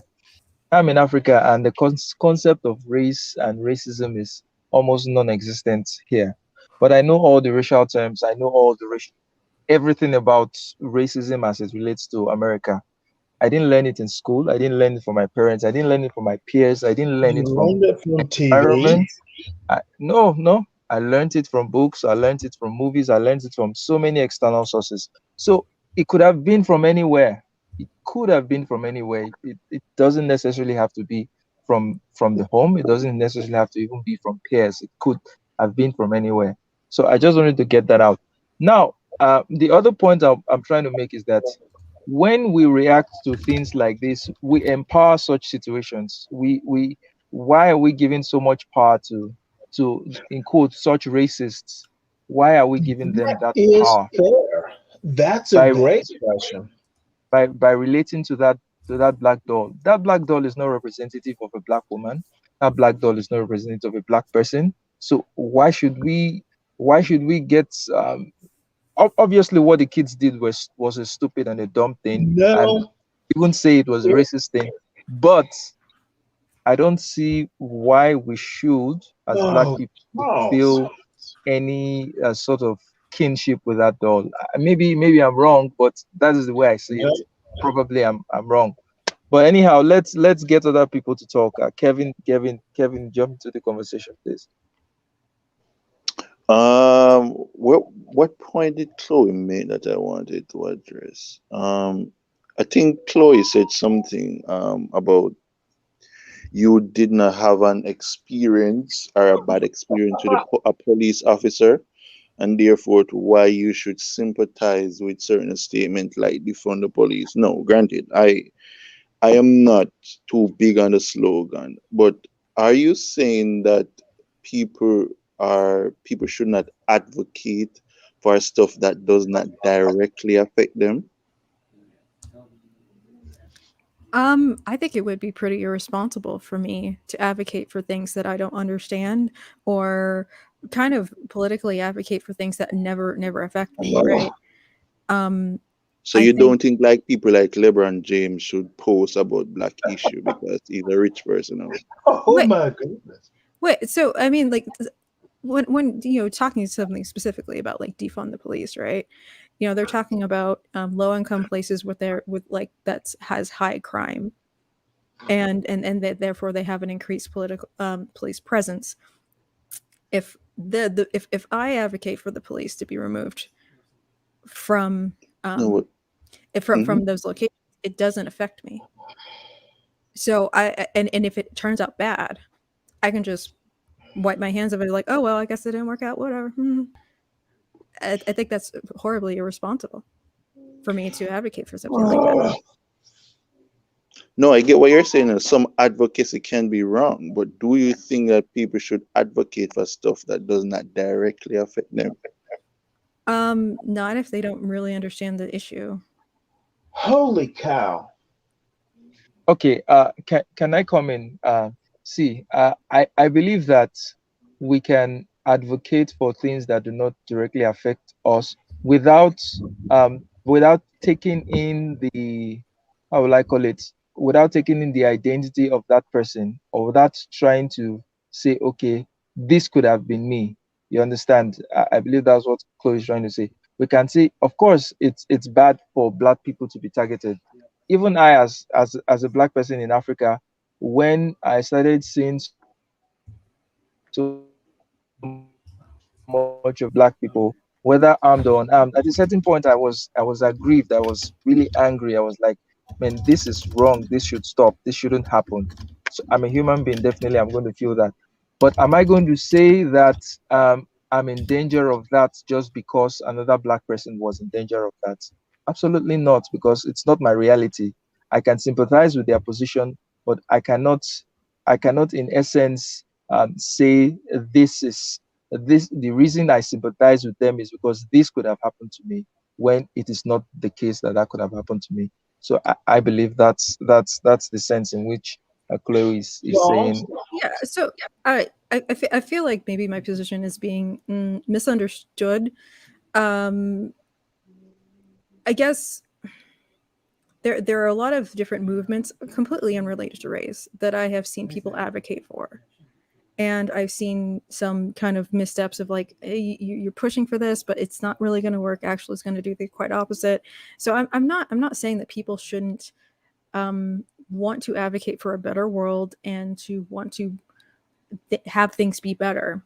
I guess from my perspective is that some people can, with limited information on how things actually play out in reality, accidentally advocate for very specific solutions that make the situation worse, right? What you're saying, but because you asked a question, I think you said, like, if I have How another do bad you experience with a police accidentally officer, advocate? why would I then advocate? I think the question you asked said, if I have another bad experience with a police officer, No, then why would I then advocate for that's not defunding the necessarily my police? position, right? But like the Mhm. thing is, if the preposition is that I need to advocate for the defunding of the police in order to make myself safe, that's not true. So I'm not going to advocate for that because that's not true for me, No, right? because I think what people is saying that, like, advocating for, you should advocate, and this is not my argument, but I think when people get upset at certain at I think when people get upset at you doing that, they're basically saying that you should advocate for this because this would have affected you if you had lived in a different area. That's my understanding of it. Because Yeah. when I read like what LeBron James put out, he was like, "Hey, I know if I was in the ghetto, I would be over police or whatsoever because of my skin. So therefore, I sympathize with certain black movement." That's the understanding I get from him. Yeah. But I guess my view on that is a little bit more nuanced because I don't necessarily think it's just because of their skin color. It is all of the I other don't, I don't, factors. I don't, I don't think so either. But I just Yeah, think if yeah, they, but so huh? I guess this is a kind of a weird debating point because we're supposing the opinions and perspectives of other people in this debate, which we both agree we don't necessarily share those opinions. So we're kind of But my point yeah. really is, this is my point really. I don't think something need to affect you directly because when I read Caribbean history and the abolition of slavery in the Caribbean, I think white people was very integral in ending slavery, and I don't think they were affected as much by slavery as black people, but Well, they played it's an integral Can role. I So I don't think that's something different. need I to be. think they were. I do think that they were affected by slavery.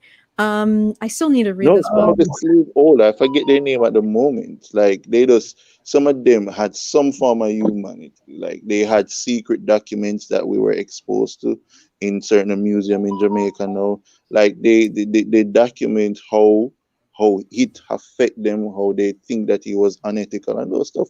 I don't think they were slave in the sense that they go there and plow the farm, but I do think they feel that because they can sympathize with a person, they should advocate for a position Yeah. because I don't disagree that you should, like if you see there's a problem and then you can see, in terms of advocacy, like I guess that's why I kind of put the constraint in there of knowing about the issue, I guess, because I see people blindly advocating for certain things. They care deeply about it, but they don't understand the mechanics of it, and they end up, Whoa. Okay. I- Can we get Dr. Sheena to comment? mechanics. well, I'm not even just talking about race. Hold on. I Hold on. need to be concerned about Stanley. Stanley, you're good. No, Kevin and Tosh, please explain mechanics. I really want to hear. All right, we're going to get to that again, Stanley. Okay. Sheena, Dr. Sheena, you there? So Yes. I think Yeah. Dr. Sheena's position would solve all these problems that we've just talked about now. We simply just go raceless. Go ahead. I would just say, Chloe, your voice, I could listen to you talk all day. And for fear of us going too far down a rabbit hole that I'm perceiving as being a sort of unnecessary rabbit hole to go down, I just want to highlight some things that came up for me as Chloe was talking, as Charles was also sort of supporting some of her positions. So this, for me, I've come to recognize how, in a lot of ways, liberation is psychological, and that ultimately speaks to the work that we can do as individuals before we even start thinking about what it is we need to do as a collective.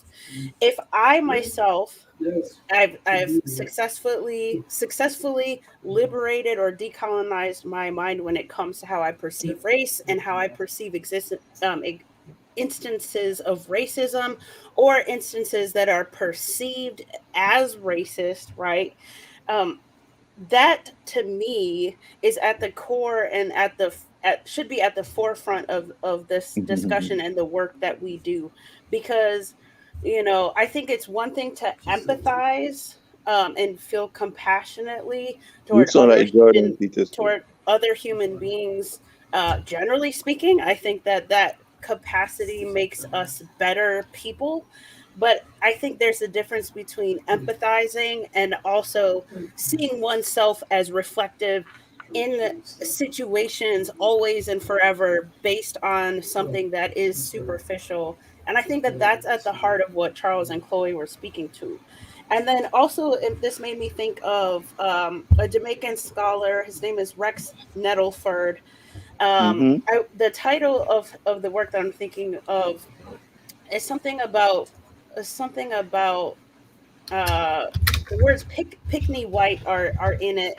But he wrote this piece where he examines Jamaican society, and he makes the case that this idea of unity, or this idea of one love, this idea of oneness, from his perspective, was actually dangerous, because he recognized that within Jamaican society there are plenty of opportunities for to overcome oppression, that they had not reached some sort of utopia, and that the idea of one love, or this idea of unification across perceived identities, was actually dangerous, because in some ways he viewed it as preventing the people within Jamaican society from recognizing the severity of the problems, or from tending to the problems, so on and so forth. And so I kind of look at Rex Nettleford's thinking and examination of Jamaican society. This essay, mind you, was like the 1990s or something. But I kind of look at that within the framework of American society, in the sense that there's a lot of talk of race pride, particularly black pride, black nationalism. There's this idea that black people are unified and united, not just in the American context, but across the globe. And it's not actually an accurate depiction of the reality that exists. Why does that matter? Well, because I think the promotion of this idea also, bye, Chloe. I think the promotion of this idea also prevents more serious intra-group examination and critique, especially as it pertains to topics such as racism. Um, and what does that have to do with the doll? So, this idea that I'm supposed to look at the doll and see myself as reflected in the doll, or see my children as reflected in the doll, my wife, any number of people that I know or call family, to me, based off of the doll's skin color or based off of her stereotypically Black name, is part of uh, what's keeping us divided and conquered on an intra-group level, never mind intergroup level. And when we are more equipped or willing to overcome some of the racist ideas that are taught to us and that we continue Who to is the perpetuate ourselves, this idea that any Black person represents all Black people, for example, for better or for worse, when we can overcome that type of ideology and thinking, then we can start to really grapple with and overcome the systemic problems that do plague us. So those are my thoughts on some of the points that came up for me as Chloe was talking. Wow, So beautiful can I thoughts, well can summarized. I Go ahead, make a Kevin. point here? Because Go ahead. you were speaking, it kind of remind me of Jordan Peterson. I think you hear when I say that's remind me of Jordan Peterson, Oh my God.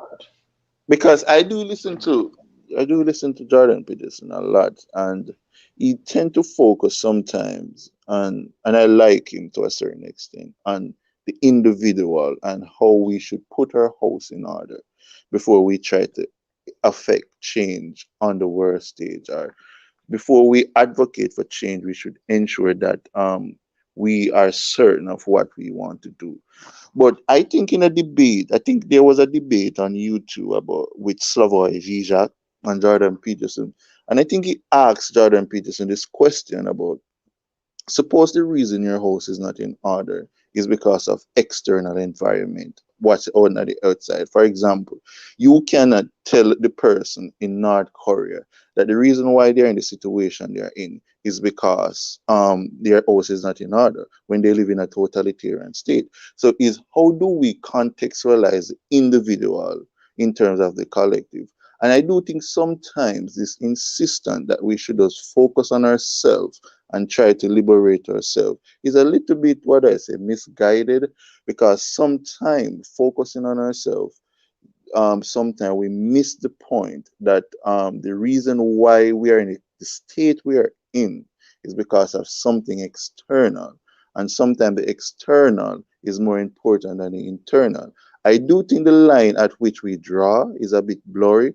How do we go about analyzing and contextualizing? Where do we join the line, or how we should focus on our internal in terms of the external? But I do think just say that we should focus on ourselves, ensure that we equip this. I do think it's not a way in which I always think is sufficient to tackle certain social structure that we seek to overcome in society.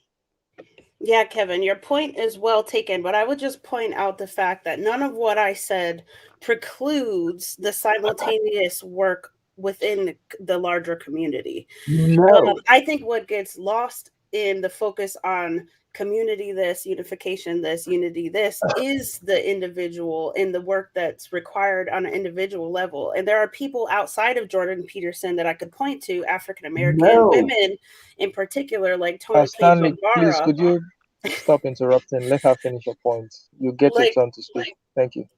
Go Tony ahead. Cade Bambara in 1970s with her book Salt Eaters, who talks about and explores the impact on the individual who is only ever focused on the community, right? And that's why, and now nowadays we have the saying like self-care, practice self-care. Self-care is important. We focus more on mental health.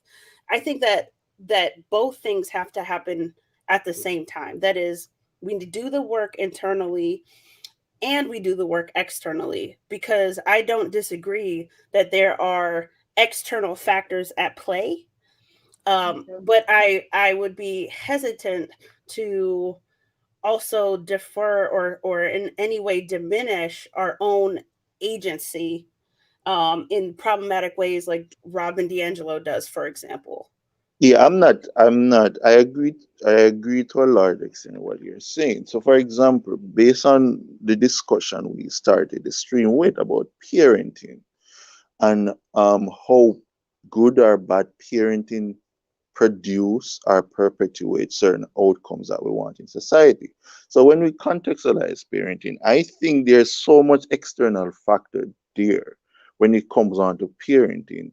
And I do think sometimes when I listen to people and when they say that, okay, like the reason why we have certain outcome in our society today is because of poor parenting. I hear that talking point a lot that we need the breakdown of the household and whatsoever, which I agree, breaking down of the household have certainly deleterious effect on our society. But I do think people use that as a way not to tackle the real issue as to why they are broken homes. And when we ask that question, why they are broken home, we start to understand that there are many external factors like class, education status, the schooling in which you send it. Like all of these external factors have a lot to do with the outcomes that parenting produce. Yes, Kevin, we agree with that point. Okay, yeah, I know. All right, Tash, jump right in.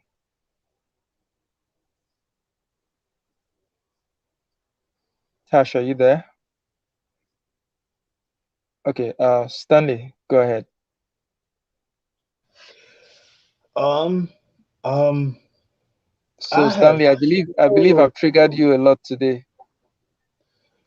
I'm not triggered. I respect the doctor. Um, I just there are so many things, Charles and Dr. Mason, that I agree on, but the devil is in the details. I there are so many things. Um, I think race matters. I guess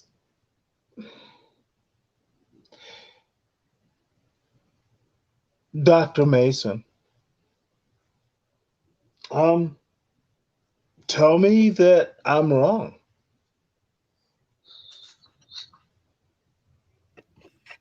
I acknowledge the fact that for many people, race matters.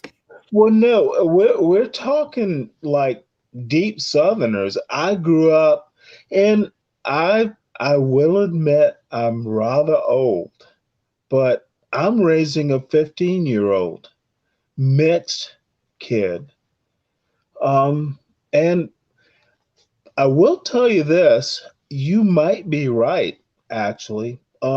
Who gives an F about you are smart or are you smart? Yes, you're smart. And but what about me as a lucky black man? Um, what about and that's my whole point. How do we help? There are disparities. There are huge disparities. Um, how do we help? Um, When you where say you're are a we? lucky, when you say you're a lucky black man, what do you mean by that? Dude, um, Charles, I am um one of the dudes who get to raise. I'm not poor. I'm I'm worried about people like Charles Murray. Murray, um, they're that kind of I'm worried about how may I Charles All right, Morris Charles Stanley, Morris thinks we'll that get back to you. We'll get back to you. Let's take Okay, Tash says it's midnight where she is. She has to go. All right, no problem. But if you just want to say something before you leave, no problem. So Tash, over to you. Okay, she's left already. All right. So let's get back to the conversation. Stanley, we're going to get back to your points where you're trying to talk well, about I think Charles Morris. I think inherently, and I know, Charles, you are telling me constantly, don't worry, there's no data, and Dr. Mason too. I've even at my age, I have seen some stuff in private schools. I don't, I think America will change. I mean, I see my son, but I went through some shit even in the 80s. America's not the country we think it is. And Dr. Mason, actually tell me it's getting better. I don't think it is. All right, Tash, are you there? You want to say something?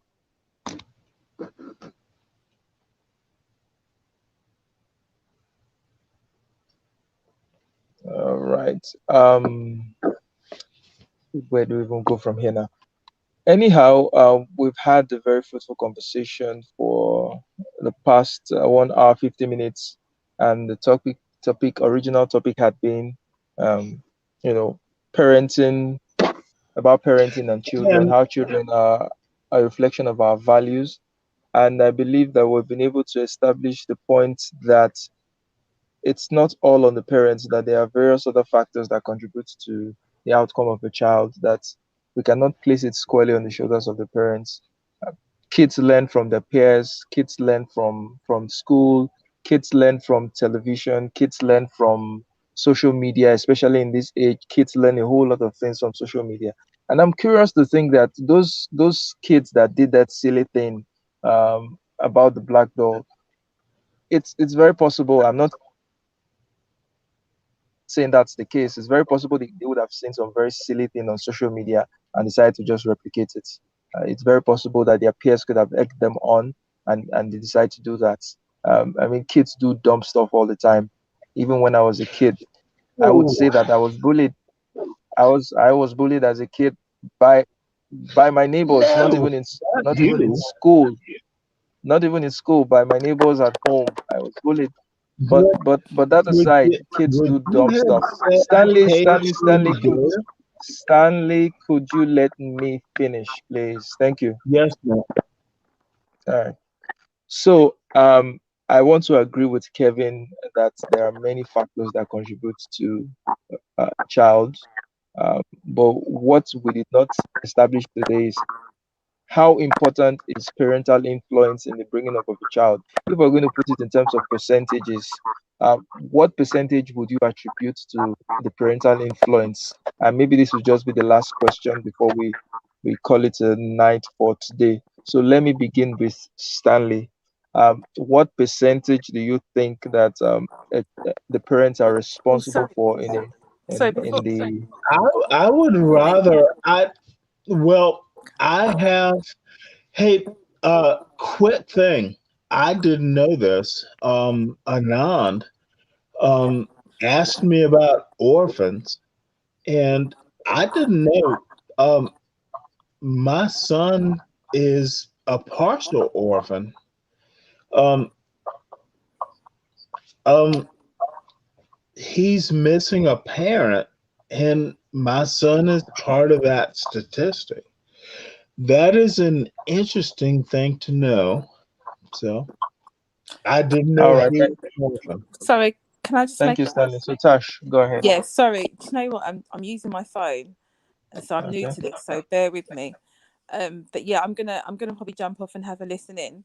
But yeah, the original question that this stream was supposed to be about, I had no clue originally what it was actually about. But coming from a British, I suppose, Caribbean, Muslim perspective, I think moral values and fiber that you get from where I'm where I'm kind of positioned in life in terms of being a Muslim. Um, it's imperative that I take that responsibility on and don't allow society to be the guidance for the child. And I think from what I've seen within the Muslim community, the British Caribbean Muslim community where I am, the values and the moral standards that they hold is completely different to the Caribbean community. Because I'm a revert, but only for a few. I've only been a revert for a few years, so I've obviously been in the Caribbean community of where society has kind of led my values and my standards. And in regards to children, I believe from my experience of being a parent, I have needed that manual from Islam, from the Quran, No. that has guided my children in terms of their moral standards. I haven't been able to rely on society and race and the other factors that come with that. Sorry, I think I'm echoing a little bit. May I ask you a question? Yeah, sure. So, and I think I agree with you. You are totally responsible. Well, no, largely responsible. They are your children. Yeah. I mean, there is an individual responsibility, but unfortunately, as many of you have mentioned through this conversation that you've had, there's factors in regards to the media, society, the standards and the laws of the land and so forth. Well, here's where I'm gonna go. You can't control everything, but the way your children are largely who you are as a parent.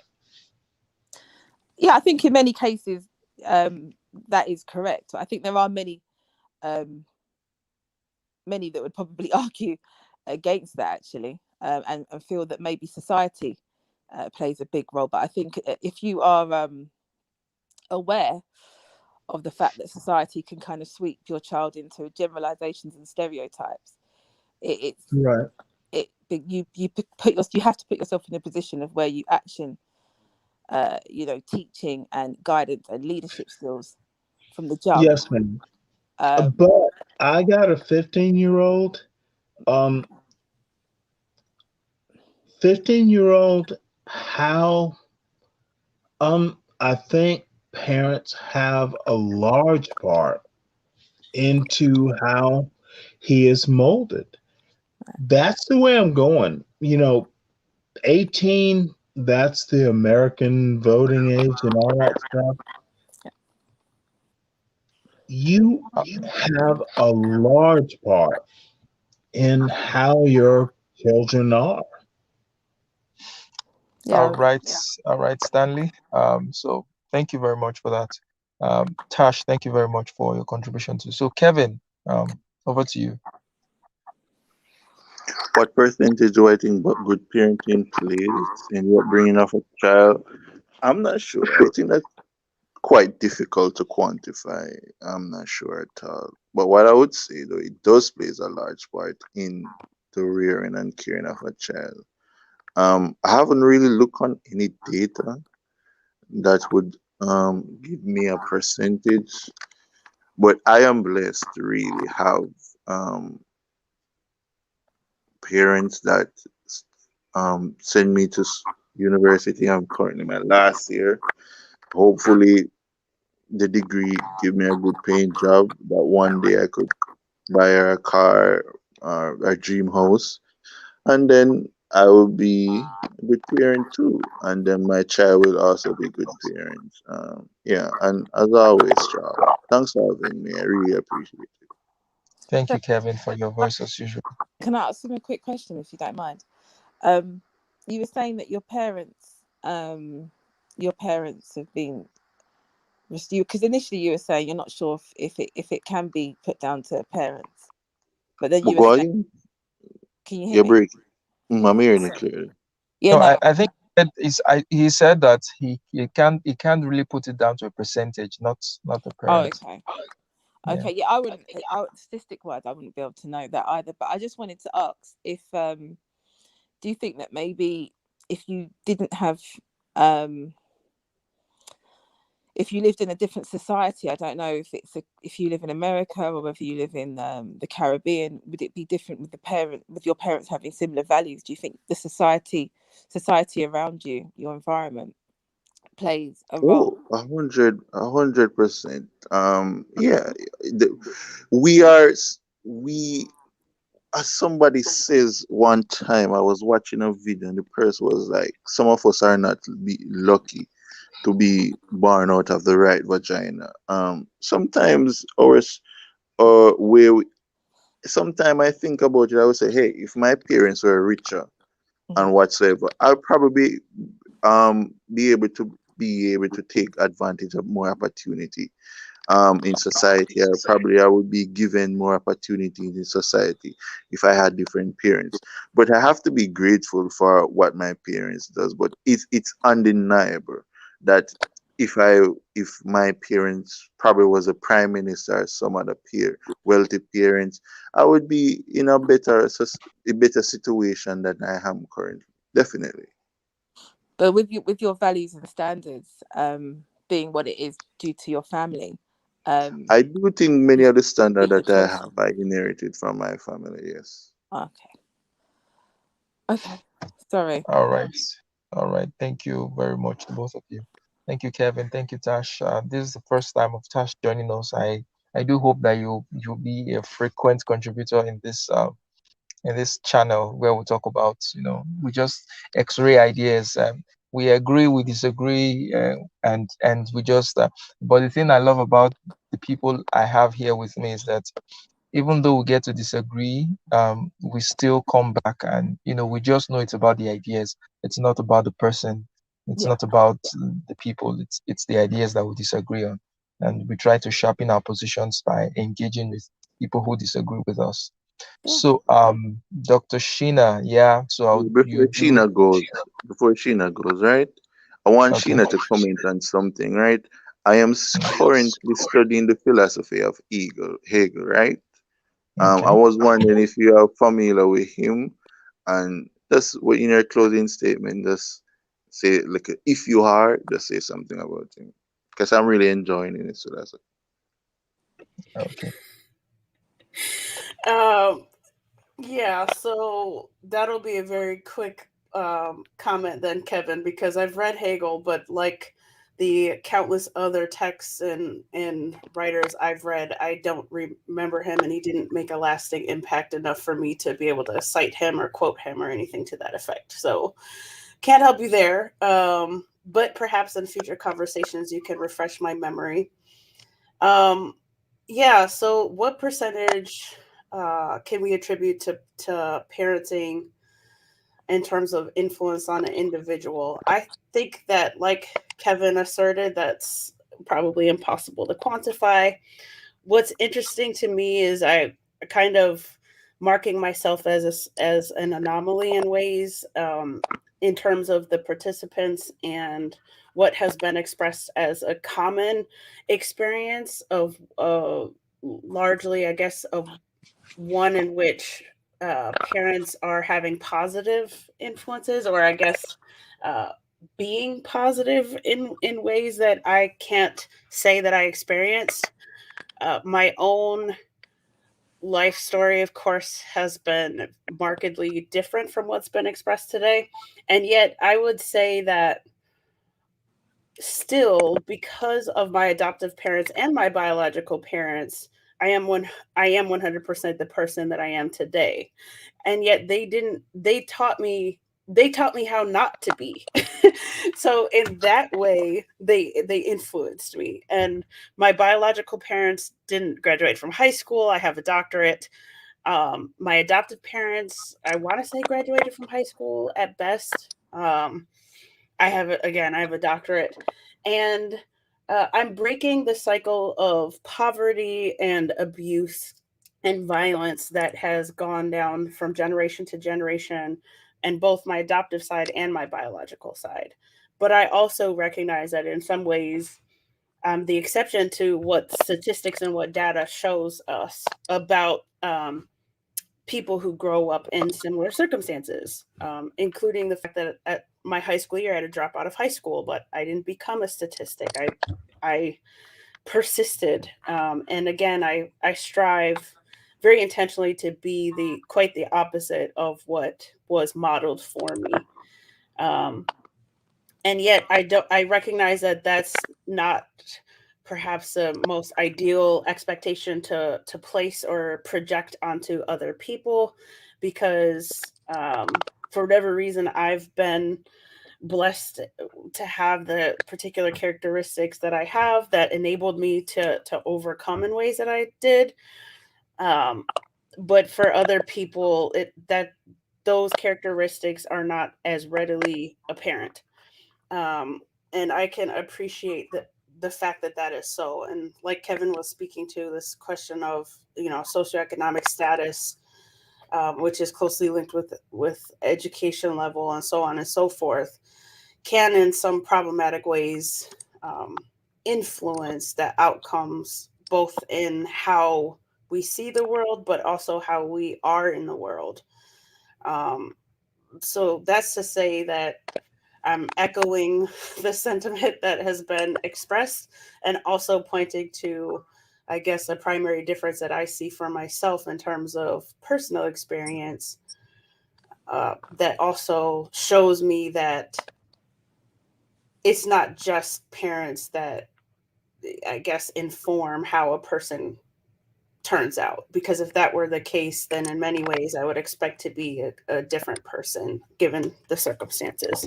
So can I ask you a question then? So you said you're saying that you did the opposite to what your family, your parents, biological and adoptive parents, have done.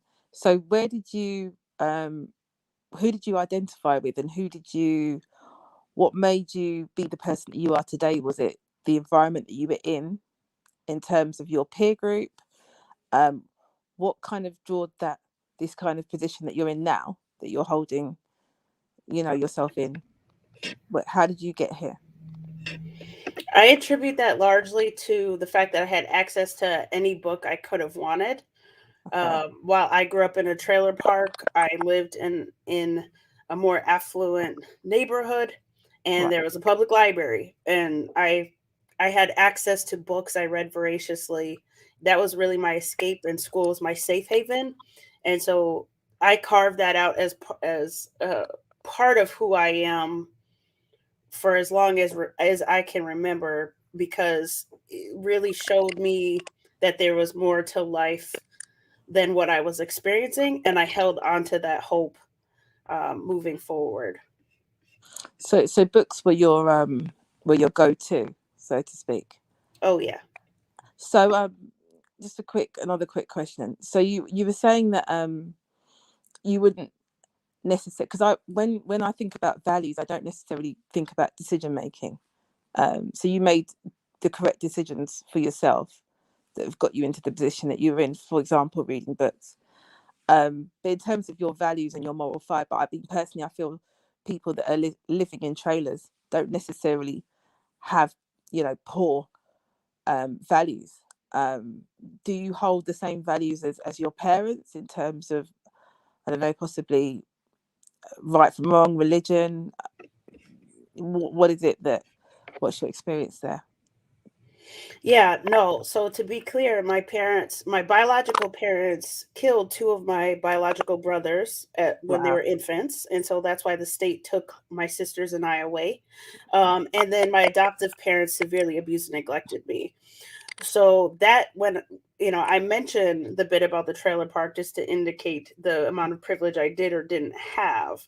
But Okay. in terms of values, when I say I've literally worked to be the opposite of who they are, I'm pointing to the abuse and the neglect and the violence that they imposed onto me and all of my siblings, um, such that we are estranged. I don't have connections with any of them. I have a separate chosen family that I found in my adulthood, and so on and so forth. And ironically, my adoptive mother is Panamanian. She immigrated from Panama to the state of New York in her 20s, and very Roman Catholic. So I grew up very Roman Catholic, and I looked to my adoptive mother for an example of what it is to be religious and what it is to be Catholic and all of that. And then as an adult, I had to reconcile the image that she presented herself, how she was in church compared to how she was at home, for example, Right. with my own spiritual and sort of religious beliefs. And so I don't claim Catholicism anymore. I will say that I do identify as Christian, but I'm very much more spiritual as opposed to religious. And that's probably at least marginally influenced by the example that they set for me, Okay. Well, you've done for better or extremely for well. worse. Thank you. You've done extremely well. Yeah, sorry, I was kind of Thank putting you you very on much, spot there. Dr. Sheena. Sorry As about always, it was a pleasure to have you. The thing I love about Dr. Sheena is that she is able to distill ideas. You just have a way of making these ideas come to life. You you synthesize them very well, and you the long and short of it is you're a very, very smart woman. You're very obviously a very, very smart person, and that. you've read very well, and you know your stuff. So uh, I give the props to you. Well done, Dr. Sheena. Good job. So Mr. Pelu just came in. So Mr. Pelu, we're rounding up the live stream. So if there's anything you want to say before we exit, go ahead. Yeah. Thanks for having me. I know I missed a lot of it, but that was a good a good roundup by Dr. Chinner just now. I mean, not a good roundup, but whatever. It was a good thing to see that really the parenting, it plays a lot of effects, but sometimes the effects could be negative or positive because because you got to accept what you got or reject it. But I still think your parenting affects you, and I think even the story Dr. Sheena told is an effect of a parenting, but is an effect of overcoming. So, but that's just life. Everything is like that. So I mean, I don't have too much to add. It was a great talk. I'm gonna go back and listen to it again. I was at work. I didn't listen to everything, so I'm gonna go back and listen to the whole thing again. I might leave a comment, and everything, but as usual, this program brings quality people and talk about quality subjects. So thanks for having me again. Even though I was very young, thanks for having me anyway. Thank you very much, Mr. Pelu. So it has been a very wonderful 2 hours and 12 minutes I've spent with wonderful people. I've learned a lot from people today, and I sort of got under Stanley's skin a bit, but I know Stanley understands that it's all for the ideas. So thank you very much, Tash, for coming. I do hope to see Thanks. you more, Yeah, Mr. sure. Pelu. I think we'll have to share the Discord link with everyone so that Kevin can join, Mr. Pelu can join, other people can join the Discord link. That Sure. is my favorite social media now. I don't do WhatsApp anymore. I don't do Facebook. I just go to the Discord channel and listen to very smart people. That's what I do now. So Yeah. see you guys in another live stream. So have a great day, have a great night, have a great morning. Until next time. Bye Okay, guys. Charles, you might email because I gave my email before. You might email me your Discord because I gotta go download this. I had it in my old phone, but I got another phone now. I'm gonna go re-get that Discord again. But can you send me email or something? I sent you Yeah, my yeah, email. I can Right? do that. Okay, right. Yeah, I have it. I'll do that in the morning. All right, yeah. All Send right. me email to the Discord. All right, thank you. Yeah. Bye, guys. Okay, thank you. Yeah. Thank you, Tash.